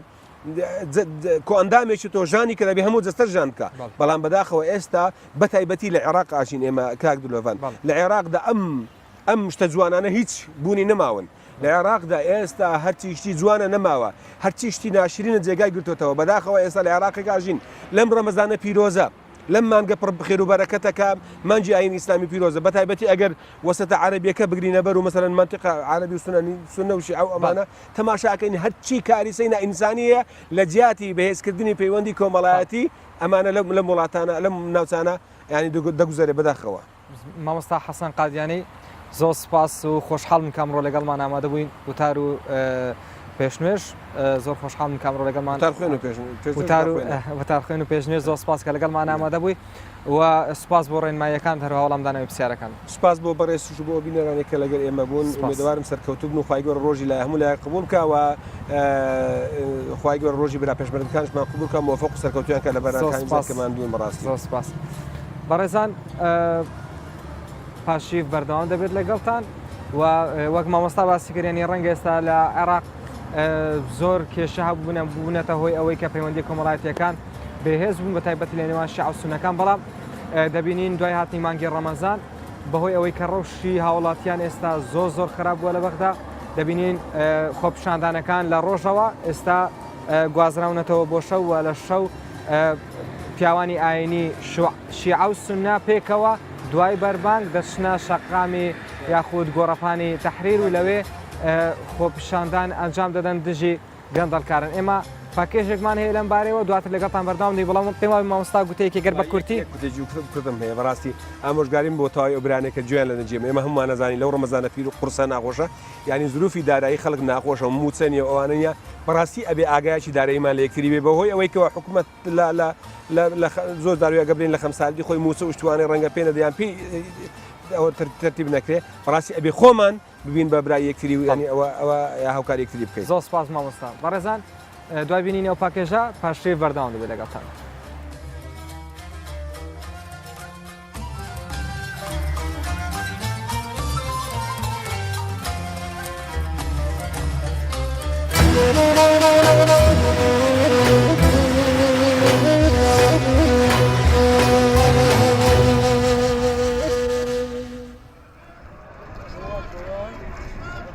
هەفتەی یەکەمی مانگی ڕەمەزان و دوای بەربانگ خۆپیشاندەران و پیاوانی ئاینی سونە و شیعە دەڕژێنە گۆڕەپانی تەحریر و دروشمەکانیان لە دژی ئەنجام نەدانی چاکسازیەکان بەرز دەکەنەوە هێز ئەمنیەکانیش ڕێوشوێنی تون دەگرنە بەر لە پێناو پاراستنی سەلامەتی خۆپیشاندەران نقول دەڵێن نەخێر بۆ گەندەڵکاران ئێمە بۆ داواکردنی مافەکانی خۆمان هاتوونەتە ئێرە کە سیاسی و حیزبە گەندەڵەکان سەرجەم لە ئێمەیان ڕووزەوت کردووە هەمیان گەندەڵن بەبێت جیاوازی پەیامێکمان بۆ جیهان و بۆ بەرپرسان و حکوومەتی عێراقی پێەیە پێیان دەڵێن ئێمە ئازادین بۆیە گاڵتە بە توانەکانی جەماوەری عێراق مەکەن ئەمڕۆ گەل چیتر لێتان قبول ناکات بۆیە گەندەڵی و دزی بەسە ئێستا بەدەنگ و دواتر بەدەستمان ڕوبەڕووتان دەبینەوە فكونوا أحرار لهذا الشعب العراقي وإلا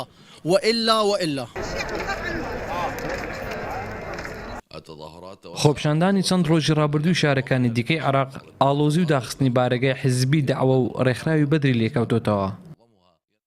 ئێمە بۆیە داوای گۆڕینی وەزیرەکان دەکەین چونکە سەر بە حیزبە سیاسیەکانن نووسنگیان لە هەموو شوێنێکی عێراقەیە ئەم هەموو پارەیان لەکوێ هێناوە بۆ ئەم هەموو بارەگایانەیان تا ئێستا یاسای حیزبەکان لە پەرلەمان پەسەند نەکراوە هەمویان نادەستورین بەڕای من هەموو ئەو بارەگایانە نووسنگەی دزی و ڕاوڕووتیە لە دژی هاوڵاتیان 700 مليار دولار اختفت 700 ملیار دلار ون بوو چی لێ هات چۆورج بەرپرسانەوە وەزیر دزی لە خەڵکو و حکوومەت دەکاوت دەیدا بە عیزبەکەی تەحەدا دەکەم وەزیرێکە بێت دزی بۆ عیزبەکەی نەکات ئەمەیە هۆکارەکە هذا السبب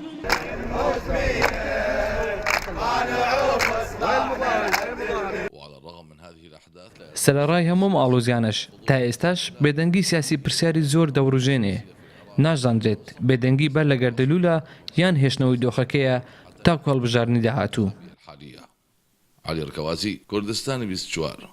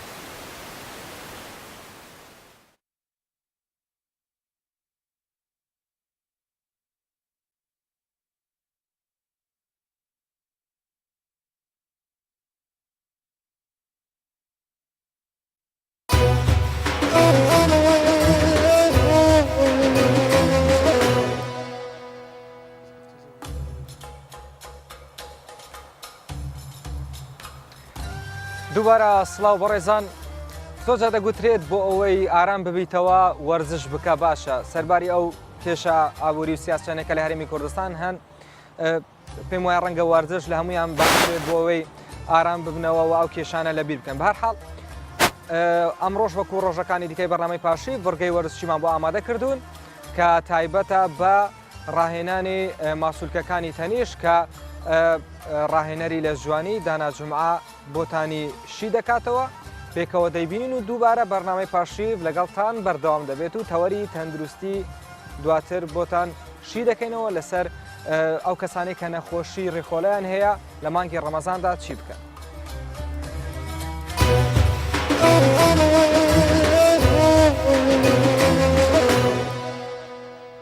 سلااوان لەبێت بەرگە وەرشی ئەمڕۆمان لەسەر یاریکردنی ماسوولکەی سمتا لەگە ماسوولکەی تەنیشتەکەم ئەم تەنیشتانە مەسەرەن کەمێک دەبین زۆریان لە هەونیشتمانی و تەنیشتانان هەیە لە هەمان کاتدا سمتشی قەبارەی زیاد کردەوە ئەم بمێت لەسەر لە ماڵەوە ئەنجامی وەرشێکی خۆم دەم و پێویستم بە ئامیر وەرشی زۆر نەبێت و نەتوان بچمە ناو هۆڵە وەرشەکان من دەتوان بڵێم لەسەر کورسێک لە هەموو ماڵە دەتوان بڵێن کورسێک هەیە کە ئەمڕۆ دوو ماسوولکە هەڵبژێرم لێ کاتدا کاری لەسەر بکەم لەوەی کە بمەوێت لە بۆ ناوبردنی چاورەکانی تەنیشت و لە هەمان کاتدا بۆ کچکەبوونەوەی قەبارەی سمت. پێویستم بۆ کورسی هەیە کەەوە شێواز یاریکردنەکەی یەکەمی بۆی کە بمێ سمتم قەبارەی گەورەیە بچووکی کەم یاخود بمێ سمتم قەبارەی بچووکە دەمێ گەورەکەم جارانەکەی چۆن ئەنجام دەم ئەوانی کە سمتیان بچووکە دەوێت قەبارەکەی زیادکات دەبێت جارانەیە کەمتر بێت بەم شێوەش ئەنجام دەدات. یاریی زۆر ئاسان بەڵام تەرکیزکەکەی لەسەر سمتت یعنی وانە تۆ بڵیت من بەس هاچووی پێ بکەم و ئەمەیان زۆر هەڵەیە دەبێت تۆ ئەوەندە دەیبی و دەیگەڕێنی جێگای خۆت لە پێشەوە لەگەڵ لە شتدا زیاتر ناستە بۆ پێش ئەمەیان زۆر هەڵە دەبێت ئەلێرەن بەس بۆ دواوە هەز دەکەی ماسوولکەی سمتت دەست بەکار دەبێت ئەگەر هاتو بۆ بەهێزکردنی ماسوولکە و یان بۆ قەبارەی گەورەکردنی ماسوولکە دەبیت جارانەکەی کەمتر بێت یعنی 4000 هەڵدەبژێرم یاخود 5000 و هەر جاریان 10 تا 12 تکرار بەکاردێنم ئەگەر مێ بۆ دابەزینی قەبارەکەی بێت دەبیت جارانەکەیان زیاتر ئەنجام نەوەکو بڵێن 4 تا 5 سێت هەر سێتی 25 تا 20 تکرار کەمتر نەبێت وەکو بینیت یاریکردنەکە زۆر ئاسانە لە هەمان کاتدا دەمەوێت ئەو ماسوولکەی تەنیشت کە بمەوێت لە بۆی لە کەمرمدا کەمی کەم ئەمەشیان کە وەکو بە کەرش حیسابە بە ورک حیسابە ئەمەیان زیاتر بۆ تەنیشت هەڵدەستم دێمە خوارە زان زۆر بە ئاسانی ئەنجام دەدەیت کە دەتوانێت لێرە پێویستی زۆر بە ئامیر وەرشینە بەڵام یاریکردنێکی زۆر ئاسان بەڵام هەز دەچکەی ماسوولکەت باش کار دەکات مەبەستشمان لە یاریکردنەکەی ئەوەیە کەوا بمانوێت ئەم چاوری ئەو تەنیشتانە لە ناو بم ئەمەیان دەژمێرن 4000 هەزاریان 10,000 دوای ئەیکێ بە 15 دوای ئەیکێ بە 20 و ئەیکێ بە 25 زیاتر بەسەر ناکەوێت دوای قاچمە گۆڕم دیسان کورسەکەش دەبیت جێگا بگۆڕم ئەمەیان بۆ سمتەکە بوو کە دەبینیت یاریکردنەکە زۆر ئاسانە بەڵام جارانەکەی ئەنجام دەدەی هەر جارێش 4000 بۆ ئەوانی کە بیانێت کێش زیادکەن 10,000 یان 8 هەڵدەبژێری ئەوانی بیانەوێ کێشیان دابەزێنەوە قەبارەی بچووک بکەنەوە جارانەکەی دەبێت زیاتر بێت کات یاریکردنەکەت لە دوای ڕۆژوەکەتە کە فتارەکە شکاندیا سعاتێک دەبێت بینی هەبێت لەگەڵ ڕۆژوەکەت لەگەڵ فتارەکەت لەبێ ئەو خواردنەکەوە گریت دەبێت خواردنەکانت حەزم کرد بێت با بتوانی وەرزشەکەی خۆت ئەنجام بدەیت کاتی یاریکردنەکەت کێشەنی لە مانگی ڕەمەزان سعات دەبێت 11 بێت 12 بێت زۆر گرینگە لە دوای خواردنەکەت تۆ جوولان دروستکەیت ئەوزە وەرزشەکەی خۆت ئەنجام بدەیت یاخود ڕۆیشتن دەکەیت ئەگەر بە تەنها من ڕۆیشتن بەکاربێم دەڵێن هەڵەیە لە شولارمان تووشی پووس دەبێت تووشی دەمچا هەست بە ڕەش ئەبێت و ستایل دەمچا و جرکت هەموو جسمت تێگەچێت ئەمەیان زۆر هەڵەیە زۆر لە هاونیشتمانە هەیە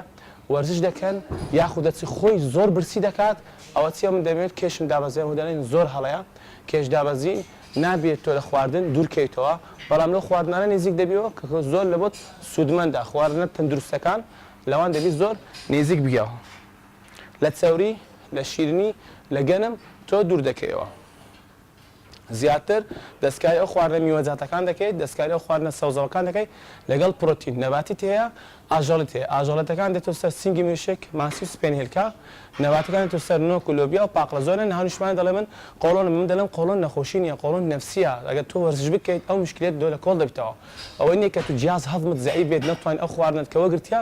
بیستنی بەڵام تۆ لەگە باقولیاتەکە چەوری تێکردی ئەمەیان مشکلە زۆر هێلا نیشتمان دیبی خواردنەکانیان ئەڵە بەکاردێنن ئەمەیان بۆ تەنیشت تۆ کە وەرزش دەکەیت توی چێش دابەزێنێت نابێت تۆ بچی یاخود هیچ وەرزش ناکەم هیچ خواردن ناخۆم لە شولارم چێقاڵەوە دەمێ زەعیفی ئەمەیان زۆر هەڵەیە حەز دەکەی پیستە شۆڕە بێت ماسوولکە ئەڕمرێت هیچ ماسوولکە خەباری ماسوولکە هەر نامینێت ئەمەیان زۆر هەڵەیە ئەمەیان بۆ تەنیشتەکە بوو جارانەکانیان بۆ دابەزین زیاترە وەکو بڵێن 15 هەڵەبژێری یان 20 هەڵەبژێریت ئەوانی بۆ دروستکردنی ماسوولکە جارانەکانی کەمترە 10 هەڵدەبژێت یان 8 کرا هەڵدەبژێت هەر سێت یان 4 سێت زیاتر نابێت ئەمەشیان بۆ دواوەیە بۆیان کە بۆ قەبارەی سمت بۆ ماسوولکێت سمت کە یاریەکان چۆن ئەنجام بدەیت یاریەکان زۆر ئاسانە ناتوانین ناوبەی هێوڵی وەرزشی دەتوانین لە ماڵ ئەم یاریانە ئەنجام بدەیت ئەوی تریان بەرز دەبێت بەس بەشی سمت نابێت زۆرش بێت سەرێ دوای تەئسیر لە فەقرات دەکەم بەڵە خۆشەویستان یاری ئەم جارشمان ئەم یاریە بوو تا بەرگەی داهاتوو بەخواتان ئەسپێنم کاتت شەد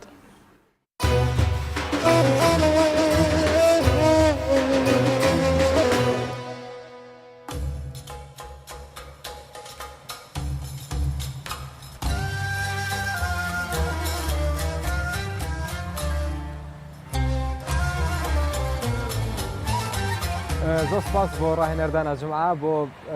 ئەو ڕێنمایە وەرزشیانە بەڕێزان ئێستاش کاتی پێشکەشکردنی تەوەری تەندروستیە کە تایبەتە بە نەخۆشیەکانی ڕێخۆلا ئەوش بە میوانداری دکتۆر دڵشاد شۆمانی پسپۆر لە نەشتەرگەری گشتی دکتۆر زۆر بەخێوێ خۆشحاڵین کە لەگەڵمان ئامادەین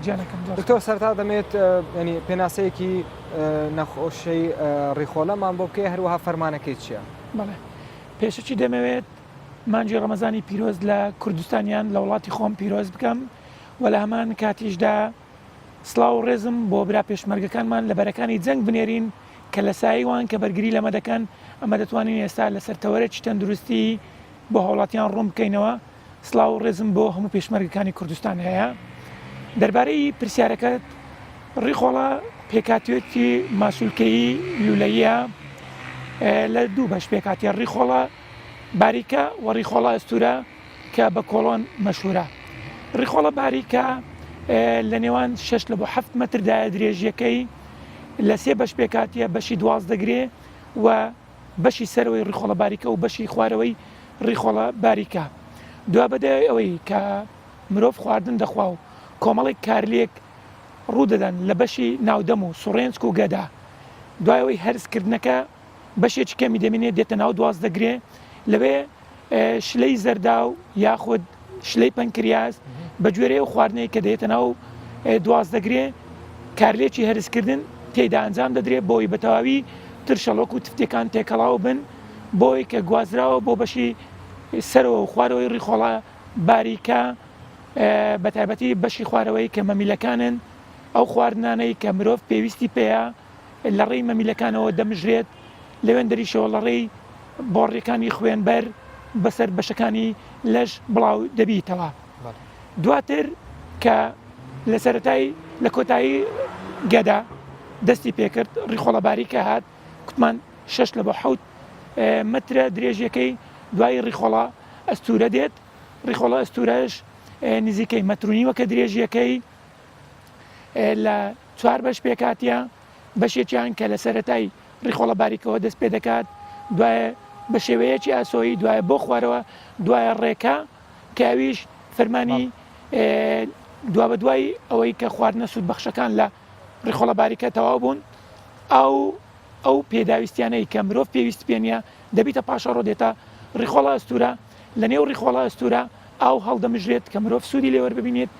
لەگەڵ هەندێک ڤیتامین کە لە ئەنجامی بەکتریای ڕیخۆڵە دروست دەبن مرۆڤ پێویستیان پێەیە ئەوانیش هەڵدەمژرێن دوایە پاشە ڕۆیەکە دەمینێتەوە لە ڕێی دەرچەی کۆمەوە فڕێ دەدێتە دەرێ بەگشتیەوە پێکاتەی ڕیخۆڵەیە هەم فەرمانەکانشتی بڵێ سپاس دکتۆر چەند جۆری نەخۆشی ڕیخۆلە هەن بخۆی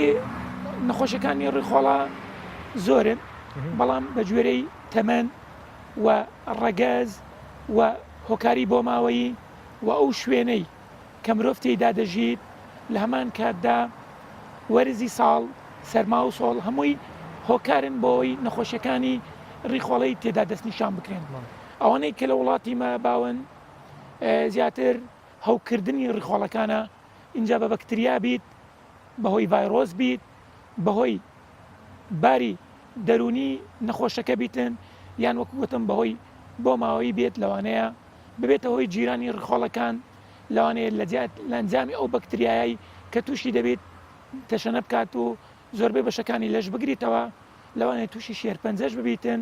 بەڵام ئەوەی زۆر باوە کە لە ناو کوردەواری خۆشمان وایە دەڵێ تووشی هەوکردنی کۆلۆن بوویمە واتە تەهیوجیل کۆلۆن. بەڵێ دکتۆر تۆ باستلانی لە کۆلۆن کرد دواتر دێنە سەر هۆکارەکانی بەڵام دەمێ ئەوەت لێ پرسم کاریگەری ڕۆژوگرتن لەسەر ئەو کەسانی کە نەخۆشی مەسەن بۆ منە کۆلۆنیانەیە نەخۆشیەکانی دیکەی ڕێخۆڵیان هەیە چییە؟ بەگشتی مانجی ڕەمەزانی پیرۆز دەتوانم بڵێم چارەسەرێکە بۆ گشت نەخۆشیەکان بۆ دەستەی مرۆڤ زۆربەی لێکۆڵینەوەکان دەریان خستیە تا لە زانکۆکانی جیهانیش لە زۆربەی زۆری نەخۆشیەکان ڕۆژوگرتن ئێستاوای لاتێ دەتوانین ڕێن بە شێوازی چارەسەردا دەنرێتن ئەنی کاریگەری ئیجابی هەیە بەڵێ کاریگەری ئیجابی هەیە بە تایبەتی بۆ سەر ڕیخۆڵە بەڵێ ئەو کاریگەری ئیجابیانە چین دکتۆر ئەگەر بۆمانەگەر ئێمە مرۆڤ ژیانی خۆمان ڕێک بخین لە مانجی ڕەمەزانی پیرۆز شێوازی خواردنمان ڕێک بخین بتوانین خۆمان بگونجێنی لەگەڵەوە مانگە لەوانەیە ئەگەر مرۆڤک چێشی لەشی زۆر بیت بتوانین چێشی لەشی خۆی دابەزینیتن کە چێش خۆی دابەزان زۆربەی نەخۆشیەکان کە لە ئەنجامی قەڵەوی دروست دەبن ئەوە لی بە دوور دەکەویتەوە لەلایەکی تر زۆربەی خانەکانی مرۆڤ کۆن دەبن واتە لە مانجی ڕەمەزانی پیرۆز کە تۆ با بڵێن 11 مانگ ڕیخۆڵەت ئیشی کردیە و خواردن بەبەردەوام خواردیە و ماندیت کردیە لەو مانگەی پێویستی بە پشوەک هەیە کە پشوەکتدایە خانە کۆنەکان لەناو دەستن و خانەی نوێ دروست دەبنەوە ئەوەش هۆکارێکی ترێکە بە ڕۆژوبوون ئیسیفادەی هەیە. دکتۆر هیچ کاریگەری نێگاتیڤی نییە ینی کاریگەری نەرێنی نییە ڕۆژوگرتن بەسەر خۆی ئەگەر بێت و نەخۆشەکە توانایی جستەی هەبیت بۆ بە ڕۆژی بوون وەلامان کاتدا نەخۆشی تری لەگەڵ نەبیتن بۆ نمونەگەر ئەو هاوڵاتیە نەخۆشی ڕیخۆڵی هەیە لامان کاتە نەخۆشی دڵی هەبیت یاخود نەخۆشی گورچیلێ هەبی کە گورچیلەکانی سست بوو بن یان جۆری یەکەمی شەکرەی هەبیت لەو حاڵەتەدا بڵێ کاریگەری سلبی دەبیتن بەڵام ئەگەر ئەو نەخۆشیانەی لەگەڵ نەبێت بە پێچەوانەوە زۆر سوود بەخشە بۆ هەموو جۆرەکانی نەخۆشی ڕیخۆڵە. بەڵێ دکتۆر تۆ باس لەوە کرد لە مانگی ڕەمەزاندا کاریگەری باشی هەیە لەسەر کەسانی کە نەخۆشی ڕێخۆلیان هەیە ینی خانەکانیان نوێ دەبنەوە بەڵام دەبینی لە کاتی ڕۆژشکاندندا ینی کەسانێک هەین ینی شەربەت دەخۆنەوە ماستاو دەخۆنەوە پاقلاوە دواتر چەوری دواتر ینی ترشیات ئەمە کاریگەری خراپی نابێت یاخود ئەو کاریگەریە باشەی کە هەیە هەمووی ینی واناکات لە کاتی ڕۆژوشکاندن کە ئەو کاریگەریە باشەی نەمێنێت یاخود دەبێت شێوازی ڕۆژوشکاندن چۆن بێت بۆ کەسانی کە نەخۆشی ڕێخۆلیان هەیە. بەڵێ بەڕاستی سوالەکەت زۆر بەجێهەیە هەروەکو گوتم ئەگەر شێوازی ڕێخستنی خواردنمان ڕێک بێخین ئەو مانگە سوود بەخش دەبی بەڵام ئەمن هەندێک هاوڕێم هەیە یاخود هەندێک نەخۆش دێن سەردانم دەکەن دەڵێن ئەمە لە مانجی ڕەمەزانی پیرۆزدا قەڵاو دەبین ئەوە شێوازی چیە چکە هەندێک کەس مانجی ڕەمەزان دادنێت لە بۆ خواردن لە بۆ خواردنی چەور لە بۆ شیرینی لە بۆ خواردنە سوورکراوەکان کە ئەمەش هەمووی زیان بەخشە بۆ لەشی مرۆڤ ئەگەر بێت و ئێمە هەستین ڕۆژومانشکان بە شێوەیەکی تەندروست ئەوەی جستەی مرۆڤ پێویستی پێەیە لە خواردنە جۆرە و جۆرەکان بیخوات زۆر سوودی لێ دەبینی و لامان کاتدا دەتوانانی چێشی دابەزێنیتن بۆ نمونە کاتێک کە تۆ بۆ نزیکەی 15 بۆ 16 کاتژمێر مرۆڤ خۆی دوور دەخاتەوە لە خواردن و خواردنەوە ئەگەر هاتوو دەستی کرد بە ڕۆژشکاندن لە سەرەتا دەبێت بە شتێک شیرنەوەجا وەکو سنەتی پێغەمبەری صلی الله عليه وسلم دەست پێکردن بە خورما دنچێک یان سێ دنێک خورما بخوات نیو گڵاس ئاو هەتا گڵاسێک ئاویش قەیدی ناکە دوای هەستێت دەست نوێژەکی بشوات پەلە نەکات نوێژەکەی خۆی بکات 20 دقەک تێپەڕیت ئەو جە بێتە سەر سفرەی خواردن کاتە سفرەی خواردن بێت هەندێک شۆربەی بخوا شۆربەی نیسێک شۆربەی سەوزە بیت لۆی گەدە ئامادە بکات بۆ وەرگرتنی خواردن چکە ئەتوەگەر بڵین 15 لە بۆ 16 کاتژمێر خواردنت وەرنەگرت گەدەت تووشی گرژبوون بووە بێیەت و یەکسەر خواردنەکی زۆری تێکەی هەم فەرمانەکانی کۆندامی هەرستێک دەچن هەمیش مرۆڤەکە سوود لە خواردنەکە وەرناگیریت هەمیش تووشی زۆربەی نەخۆشەکانی ڕیخۆڵە دەبیت بۆیە وا باشە کە دەستی پێکرد بە شۆربەکی بڕگەرم ئەو دەبێ هەندێک زەڵاتەی بخوات سەوزە بۆی بەشەکی تری گەدەشی داگیر بک بۆ خواردنەی ئەو دەبێت کەمەک برنج بیت ساوار بیت یاخود گەنمە کوتا بێت بیخوات ئەو هەر یەک کەوسەیە دەڵێم لە ڕۆژی یەکەچیان پارچەک سینگمریشک بیت یان پارچەک گۆشتێکی گۆشت بیت پارچەیەک ماسی بیت بەو شێوازە دەست بە خواردن بکات وە خواردنەکەش بە هێواشی بخوات یعنی مەحاولە بکات کە دێتەوە لە مزگەوت یاخود کە نوێژەکەی خۆی کرد یعنی 5 دقەک لە بۆ نەوژی عشا بمێنێ ئەوەندە خواردنەکە بە هێواشی بخوا جوان بیجویت لۆوەی کۆندامی هەرست ماندی نەبیتن بۆی سوود لە خواردنەکەی وەرگرتن دکتۆر پرسیاری زۆرم ماوە لەسەر بەتایبەتی لەسەر نەخۆشی کۆڵۆن بەڵام دەچینە لای پامنێرەکانمان دواتر بەرداوام دەبی لەسەر گفتوگۆمان بەڕێزان ئێستا نەورەس عەبدوڵڵا پامنێرمان لە یەکێک لە گەڕەکە کۆنەکانی شاری هەولێر لە بازارە کۆنەکان لە تەیراوە لەگەڵمدا دەبێت هەروەها ئالان حوسێن ئەمجارە لە ناو بازاری زاخۆ بە شوەیەکی ڕاستەخۆ لەگەڵمان دەدەێت سەرەتا لە نەورەسەوە دەست پێ دەکەم نەورەس ئەم کاتت باش پاشیف لە بازاری تەیراوە چۆن بەڕێوە دەچێت کە یەکێکە لە بازارە قەرەباڵغەکانی شاری هەولێر بەڵێ دۆڤانە من ئێستا ناو گەڕەکی تەیراوەم بازاری تەیراوە ئەمە یەکێکە لە گەڕەکە و کۆنەکان و بازارە کۆنەکانی شاری هەولێر لێرە کۆمەڵی کافتریا هەن کە کۆمەڵی گەنج و بێرە کۆمەڵی کەسی بۆ نمونانی بە تەمەندا توش لێرە یاری کوردەواری ئەنجام دەدەن یاری نوێ ئەنجام دەدەن لە دواوەی من وەک دیارە کۆمەڵێک گەنج و وەروە ئەوانەی تۆزێک بە تەمەندا چوون یاری کوردەواری ئەنجام دەدەن ئەم یاریە پێی دەگوترێت سینی سینیانە من دەمێ زانیاری زیاتر لەسەر ئەو یارەیە لەوان وەرگرن بە خودی ئەوان شەوتان باش کاک عەلی ئەگەر بۆمان باس بکەی ئەم یاریە چییە لە ساڵی چەندەوە لە هەولێر هەیە بۆمان باس بکەی ئەو یاریە یاری سینانەی پێ دەڵێن ئەسڵەکەی لە کەرکوچێ دەرچووە لە هەولێرە نەبووە بەس هەولێرش یعنی لە ساڵی 50یەکان گەمە هەر کرایە چۆنەتی ئەنجامدانی ئەو یاریە چۆنە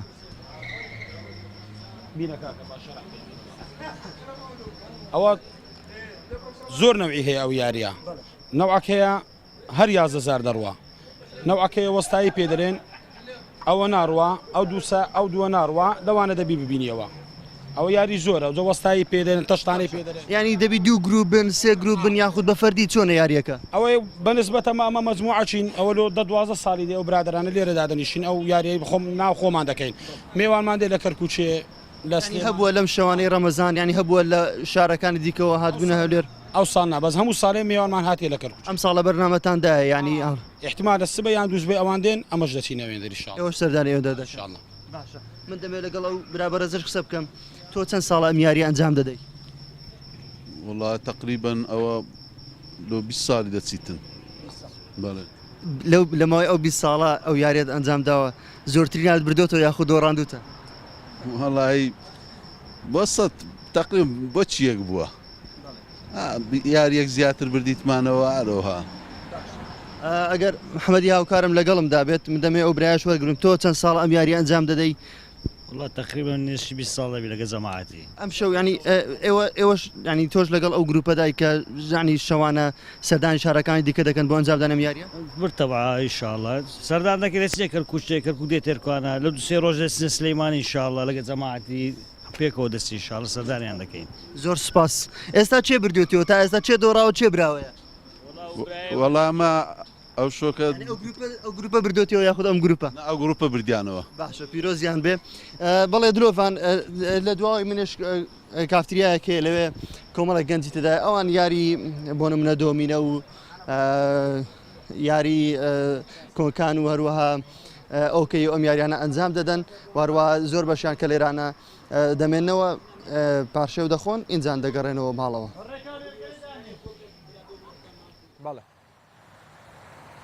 زۆر سپاس بۆ نەورەسا عەبدوڵڵا پەیامبەرمان لە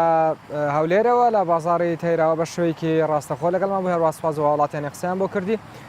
تەماشەوانان هێشان هەمین بچەن زاخۆ پشتی و مەسعود دێ ئەفکاری من لە پرا دەلال گەلمە بوو نها ئاڵان ناوە سنتەرێ بازارێ زاخۆ بە ئاک زیندیت گەلمە ئاڵان هەفتەمێتە باش ئەس خوازم بزانم تو بزەبت نها کێرە زاخۆی. بله افدمت باش اصل زاخو که دلالم لجادا صالح یوسف کد کفته نوا بازار زاخو الویری خلکه که الویری وقتی تو بینی الپشم خارنگه که مجیلی هند نکو پاشی و خال ویری بخون ام بچنه نافون وی خلکی بجن و حالات یا بزانین او چه رمضان خو بره و بن او دنی که چوب خون ویری الوی خارنگه بله افدمت باش اگر تو موجود با اول چه خارن تو چتکی پیشکشی و حالات مخلمه یا سنگی میریش که طماطم فلفل هیکن مشتری طلب کنم بو چت کن بله اودی چه اگر ولی سیلا گوشتیه گوشته گول کیه بو پاشی واسه در هین چه پیشکشی خلکی بله خودی ما کبابی تا این تکی میریش که تکی گوشتیه گسا گوشتیه گسا میریش که یا اچر ویت هیکم بو چت کن چت ویت ام بو چت کن بله بو فتاراش خارنگه و وکریه هین چه پیشکشی خلکی کن خودی میریش که برنجا قوزیه تشریبه مشویات تکنه کبابن تکی میریش که میلوکو برخیه میریش که شوینه هم زیادتر اندک حالاتی آرگیرین برای افدمت باش اگر تا موجود با چند افریقا توی کیف خوشی بجین گل حوالت خود و پاشی و خل ویره بخوید نو حوالت هم اولی سباسی قناته 24 کن هم سباسی پیشمرگی کن سنگرا وی رمضان خودت تعالی بون سهل کرد چون نال ویری با منش حتی ویتامین کولانا بن ساعت 2 شب دونی به خود کرامل گل نکدی اوجی امام من حتی 2 دمه پاشی به جانم پاشا کرد پاشی وکیل ویری خونال مال بخون خوشا بله سپاس بوده من در حالاتی دیوارگیرین بله تو که کارمندک بیشین وره تو خلکی کیری و تو چیکار برید اثناء الزحه اطراف شنقالي نشكر اخواننا في الاقليم اللي ساعدونا ونشكر اخونا مسعود البرزاني على تقديره على العرب الطيبين. بله سپاس بوده بله اتخاذم عندك حالاتی دیوارگیرم بله اگر تو مدابا دیار کردن لزاخو رمضان خو چاد برینن خود همجی وکی هر کس که روزه گرمه مال بنا و شویج حتی درنگ ورینو چای وقت خونو لافات خونو اما حتی دم پاشی به روزا مدبورت الحمدلله خود تعالی هاری کاره بله بله سپاس بله سپاس بوده هم حالاتی که دیارگیرین تو چت کیل وری و تو گل حوالا که بجیم مجیدی چه داشتید والله اما شافت خالبورد بورینن ام تن پیک و کومت بن وام خیرات نواجد کن بله بجین افریقا بجین رمضان گشتی یا گرمه و چاشی روزت خود چاد برینی چاد قطنی چاشی روزی بی خودی هاری کاره گلک هاری کاری مروید که تو هر مروف بنا هست بله گلک سپاس بوده بله که دلوان وقت تدیتی که حالاتیم با جرزا خوشی کل بره میجیلی خارنا پاشی بینه از وگرم استودیوی الجماعه او جادا صالح يوسفي جادك خوشه يعني كومالك دكان وهروها خارنجهت لي جهك هنا تشكي برا سعدون جيالويري والخار بريجي دف خابيرك جيلويري عندك كافتريات لي تشي بتشويري تلويري باشي واخوبكي قالك سباس بويت هروها بون هولاتين زاخو كوبوتا اخفتين هروها سباس بو نورس عبدالله كالا هوليره وبشويكي راستا خو لقال ماو برزان ئێستا لەگەڵ دکتۆر دڵشادگەر چۆمانی بەردەوام دەبین کە تەوەری تەندروستی ئەمڕۆمان تایبەتە بە نەخۆشیەکانی ڕێخۆڵە هەروەها بە تایبەتی کۆڵۆن دکتۆر لەسەر کۆڵۆن با قسە بکەین زۆر جار باسی نەخۆشی کۆڵۆن دێتە گۆڕێت دەڵێ کورد هەمووی کۆڵۆنی هەیە بەهۆی ئەوەی کۆڵۆن نەک تەنها بەهۆی خواردن یان نانی نەخۆشیەکە کە وەکو نەخۆشیەکانی دیکە بێت بەڵکو زۆر جار کاریگەری دەرونی وا دەکات هەندێک کەس تووشی نەخۆشی کۆڵۆن بن ئەمە تا چەند ڕاستە بەڵێ بەتاکید باری دەرونی کاریگەرێکی زۆر ئەو تۆی هەیە لەسەر دروستبوونی هەوکردنی یان هەڵاوسانی کۆڵۆن ئەویش بەوەی کە قەلەقی هۆکارێکە لەوەی دەبینی باری دەرونی هێرەوە نیە با بڵێن ئەتو باری دەرونی لە ڕووی نەخۆشیەوە لە ڕووجستەیەوە نەخۆش بی بەڵکو باری دارایی کە ئەوڕۆ کوردستانی گرتیتەوە بتێنێتەوە هیچ بنەماڵەیەک نییە لە کوردستان بە شێوەیەکی گشتی لە ڕووی داراییەوە تەنگ و چەڵەمەچی نەبیتن لەبەرەوە موچەکەی تەواو نییە ئەوە هۆکارێکە یاخود گەنجێک کە تازە دەست بە هیچ دەکاتن لە شوێنێکی تایبەتی لەوانەیە توش دەبیت یاخود بێژەرێک یان دکتۆرێکی تازە پێگەیشت و کاتێککە نەخۆشی لە بۆ دێت ئەوانە چونکە سەرەتای ئیشەکانە هەتا خیبڕەتی تەواوی لێ وەردەگرن هەز دەکەیت تووشی هەڵاوسانی سک و نیشانەکانی هەوکردنی کۆلۆنی لێ بە دیار دەکەویتن. دکتۆر بینیمان یعنی هەندێک هاوڵاتی خەریکی نێرگەلە کێشان بوو یاخود جگەرە کێشان بەڵام نێرگەلە کێشان ئێستا بە یەکجار ینی ڕێژەیەکی یەکجار زۆر گەنجەکان خەریکی نێرگەلە کێشان تاوایان لێ هاتۆ ینی بە بەردەوام ڕۆژانە دەیکێشن ئەمە کاریگەری لەسەر ڕێخۆلە بە تایبەتی نەخۆشی کۆڵۆن نییە؟ بەداخەوە هاوڵاتیانی ئێمە بەرەو جگارە کێشان و نێرگل لە کێشان چوینە زیاتر بە تایبەتی گەنجەکان بەڕاستی هۆشیاری تەندروستی زۆر گرنگە لۆی وا بکەین بە تایبەتی ئەو گەنجانە دوورکەونەوە چونکە زغارە کێشان بەخۆی زۆر خراپە و نێرگل لە چەند جار خراپترە بەڵێ بە تاکید وا دەکات کە ئۆکسسیجینی پێویست نەگاتە ئەو شوێنانەی ڕیخۆڵە و بۆی لێ دێت هەندێک زۆری هەوکردنی ڕیخۆڵە هەیە زۆر خراپە لە بۆی لۆیە دەبی وا بکەین هاوڵاتیانمان هان بدەین دوورکەونەوە لە جگارە کێشان یاخود لە نێرگل لە کێشان بە تایبەتی داوام لە وەزارەتە معنیەکان هەیە وەزارەتی تەندروستی وەزارەتی ناوخۆ بەیەکەوە هەماهەنگیەک بکەن شوێنە گشتیەکانی نێرگلە دابخرێن باشتر لەوەی کە ببنە هاندەر بۆی گەنجان کاتی خۆیان بە نەرگلە کێشان خەریک بکەن. باز لە داخران دەکرێت بەڵام دەبینین لە هەندێک لە وڵاتانی دیکە ڕەنگە نرخیان گرانتر بێت بۆ ئەوەی ینی بە بەردەوامی نەچێشێت بەڵام بەو دوایە دوای ئەوی ئەو لێژانە پێکێنران پێم وابێ نرخی نێرگەلە لە سەروی هەمویانە بوو کە نرخیاندا بزان پێتوانی ئەمەوا دەکە زیاتر گەو گەنجانە دەبی لێژنەی بە دوواداچوونی ناوشار هەیە لە هەرسێ پارێزگاکەی کوردستان دەبێ وا بکەن نرخی نێرگلە یاخود پاکەتێک جگەرە ئەوەندە گومرجی لەسەردا بندرێت لۆی زۆر بە زەحمەت بتواندرێت گەنجێک دەستی بکەوێتە ناوشتا لۆیە من تەشجیع دەکەم گومرجی چەند قات و چەند قات لەوە زیاد بکرێت لە بەرامبەر دەشتەکانی کە هەرزان بێت ئێمە بەسمانەوە نییە کە نێرگەلە گران بکرێتەوە زیانەکانی زۆرن بەڕێزان بۆیە دکتۆری ژوا باسی کرد. دکتۆر تۆ باستەوە کردوای نوێشکردن بە 20 خولەکێک ینی سوپێک بخواتەوە بۆ نمونە نیسکە یاخود نازم هەندێک ناوی هەندێک شتێنە زۆر جار دەگوترێت بەڵێ زۆر جار دەگوترێت نیسک و هەندێکی دیکە لە پاقلەمانیەکان بۆ نەخۆشی کۆڵۆن خراپە دەمێ ئەم بابەتە بۆ ما زیاتر شی بکەیتەوە. بەڵێ خۆی پاقلەمانیەکان بە نیسکیشەوە زیان بەخشن بۆ هەوکردنی کۆڵۆن یاخود تەهەیوجل کۆڵۆن بەڵام ئەمە باسی ڕۆژوومان کرد ئەو کاتی لۆی گەدە ئامادە ببیتن بۆ خواردن ئەو خواردنانەش کە باست کرد پاقلەمانیەکانیش پێویستن بۆ لەشی مرۆڤ بەڵام بە شێوەیەک کە لە زیاد لە پێویست نەبیتن و جۆرەکانی هەوکردنی کۆڵۆن چەند جۆرێکن بۆیە بە هاوڵاتیان دەڵێن خشتەیەک دانێ خلالی 15 ڕۆژ ئەو خواردنانەی کە لە جەستەت دەکەون ئەوان بخۆ ئەو خواردنانەی کە لە جەستەت ناکەون کەمیان بکەوە. هەندێک کەس هەیە پاقلەمانیەکان دەخوا مشکلەی نییە هەیە پارچە گۆشت دەخوات پارچەی گۆشتی سوور تووشی هەوکردن و هەڵاوسانی سکچی دەبیتن هەیە پیواز بخواتن وای لێ دێت هەیە کەلەم بخوات وای لێ دێت بۆیەوە باشە خانمەکان لە ماڵەوە یان ئەو هاوڵاتیانەی کە ئیشیان زۆر لە دەرەوەیە ئەو خواردنانەی کەوایان لێ دەکات لی بە دوورکەونەوەیان کەمی بکەنەوە لۆیە تەنها یەک جۆری خواردن نییە کە تووشی هەوکردنی دەکات بەڵکو چەند جۆرێکن یاخود لەوانەیە جاروەیە یەک خۆراک وە دەکات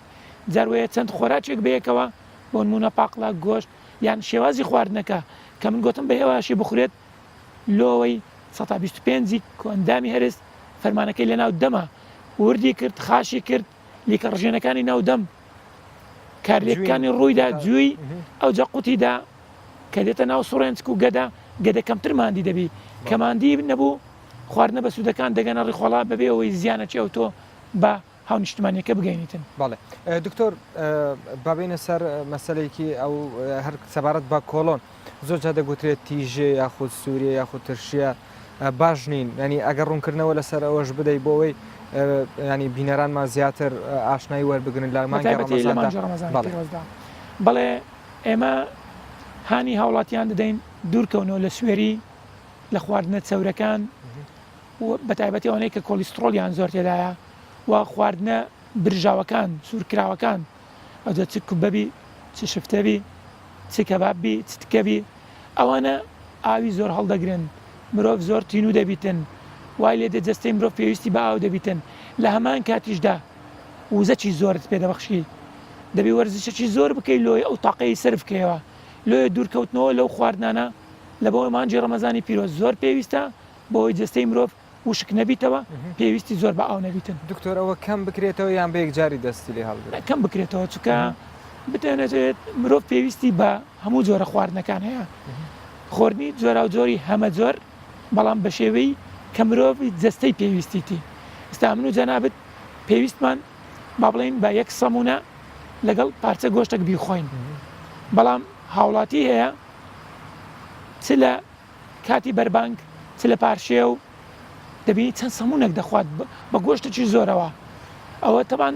پێوی لەسەریش دەخەویتەوە ئەو هەم قەڵەو دەبی هەمیش سوود لە ڕەمەزانیش نابینیتن. دکتۆر زۆر جار دەگوترێت کۆلۆن لە مرۆڤێکەوە بۆ مرۆڤێکی دیکە جیاوازە لە هەندێک مرۆڤ دەبێتە هۆی سکچوون هەندێکیش بە پێچوانەوە ئەگەر بابەتشمان بۆ ڕوون بکەیتەوە. بەڵێ خۆی هەندێکیان بە سکێشە دەست پێ دەکەن دەبینی بۆ ماوەی 3 مانگ چەند جارێک تووشی سکێشە دەبیتن هەندێکیان هەیە تووشی زگچوون دەبن بۆ ماوەیەکی درێژ و هەندێکیان هەیە بە قەبزی توش دەبن قەبزی کەواتە 3 ڕۆژ نە هیچ غازاتێک و نە هیچ پیسایەکی بکاتن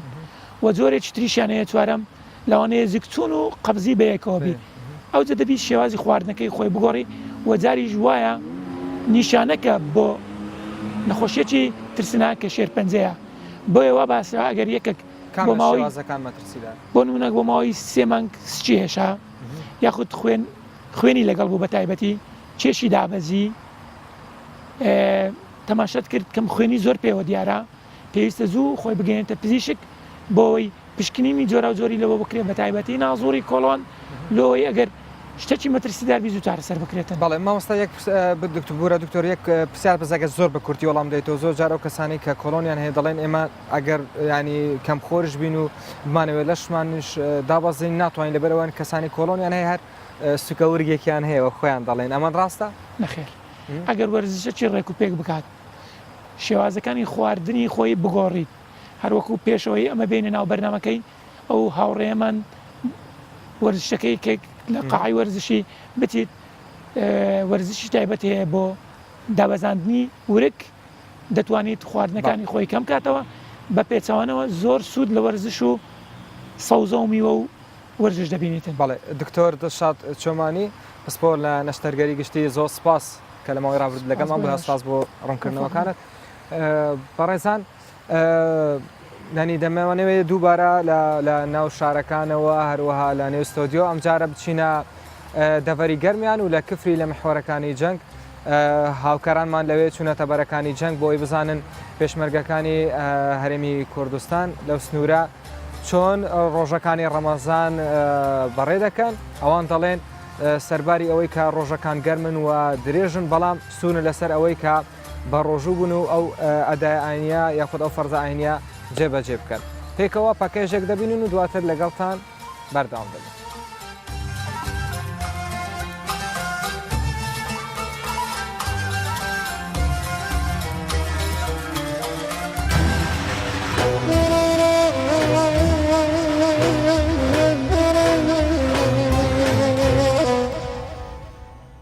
بەڵێ شەوتان باش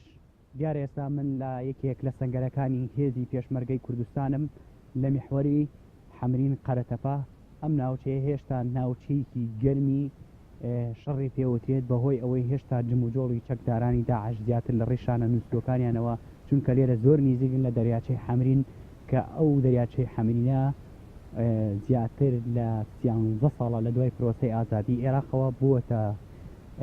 ناوچەیەکی تەواو بۆ تیرۆرستان بۆ گروپە جاجیەکان لەوەتەی داعش قاعیدا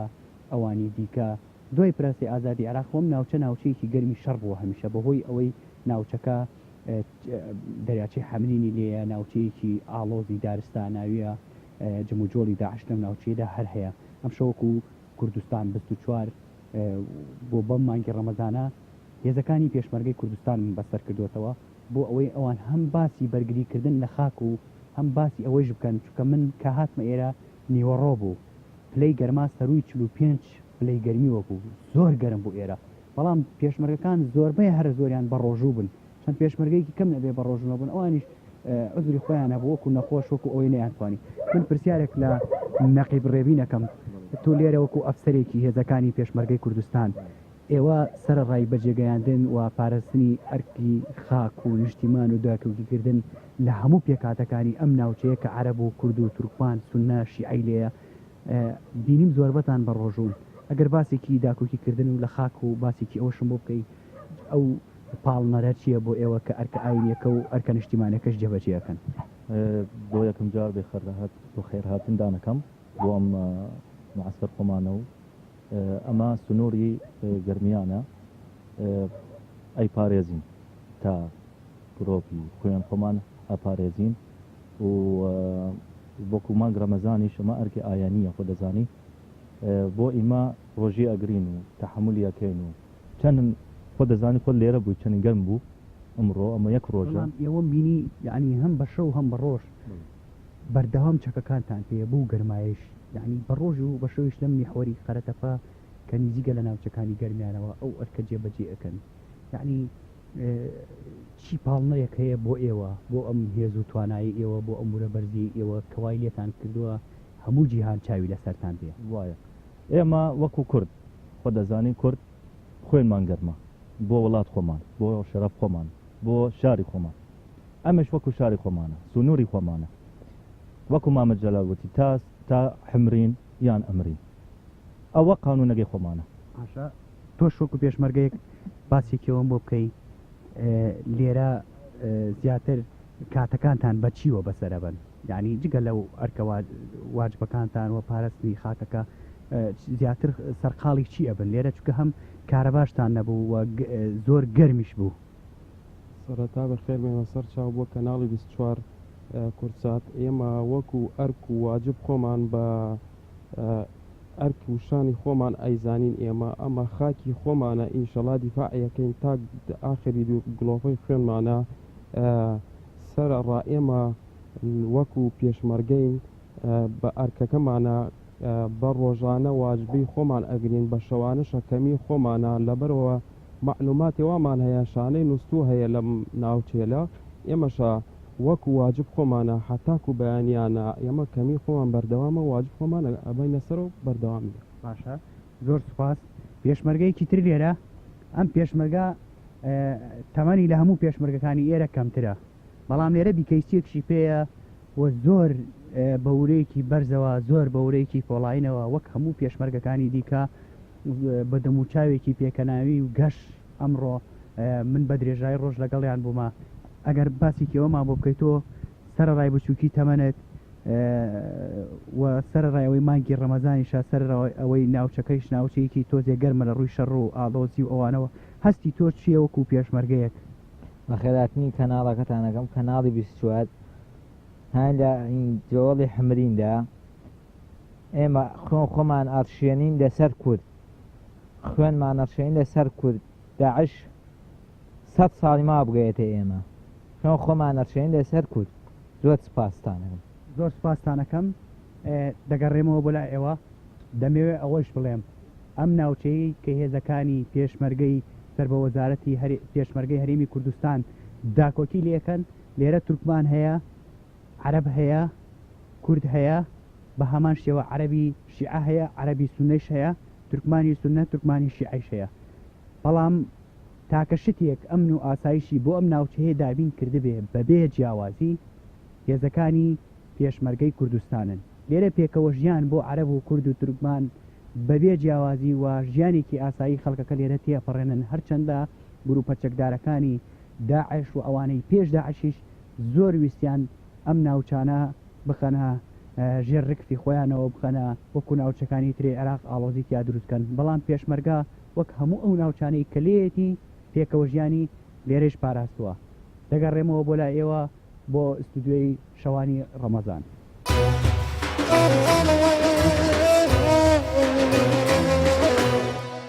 بەڵە بەرەزان ئەوەی بینیتان ڕەوشی پێشمەرگەی هەرمی کوردستان بوو لە داواری گەرمیان لە سنووری کفری. ئێمە بەردەوام وە خۆتان زانین کوردستان 24 لەگەڵ پێشمەرگەیە. ئەمڕۆژ بابەتێکی جیاوازمان هەیە. ئێمە ئێستا دەینە کۆتایی بەرنامەی پاشی بەڵام وەکو هەموو جارێک بەرنامەی پاشی بە فیچەرێک کۆتایی پێدێت فیچەریان جارەمان ڕەنگە بابەتێکی سانەجڕاکێش بێت. خاتو زولەیخا یەکی ئافرەتێکە لە هەولێر بەنیاز بۆ بچێتە حەج و عومرە بەڵام دواتر بڕیارەکەی دەگۆڕێت و ئەو پارەی کە ویستوێتی بۆ چوون بۆ حەج و عومرە سەرفی بکات ئێستا بۆ دابینکردنی خواردن بۆ پێشمەرگە لە بەرەکانی جەنگ دابینی کردووە و ڕۆژانە خاتو زولەیخا لەگەڵ کچەکەی خواردن بۆ 200 پێشمەرگە لە محوەرەکانی جەنگ بۆ پێشمەرگە ئامادە دەکات کەوای لێ هاتو ئێستا خاتو زولەیخا بە دایکی پێشمەرگە ناوی دەرکردووە. بەڕێزان ئەو ئافرەتە ئێستا ینی لە کاتی ئامادەکردنی خواردنەکانیش سەردانی بەرەکانی جەنگ دەکات تەنانەت هەندێک جار شەڕیش لەو محوەرانە هەو بۆ ئەو بەردەوام چۆتە ئەو محوەرانە وا خواردنی بۆ پێشمەرگە دابین کردووە. پێشمەرگەکانیش دەڵێن بە بینینی خاتو زولەیخا ئێمە ورەمان بەرز دەبێتەوە. بەڕێزان بەم شوێ هاتینە کۆتایی ئەمڕۆی بەرنامەی پاشریف و دوای کەمێکی دیکە لەم مزگەوتە استیغفار دەست پێ دەکات بە هیوای ئەوەی ڕۆژ و نوێژ و دوعای هەموو لایەک قبول بێت. هەر شاد و بەختەوەر بێت.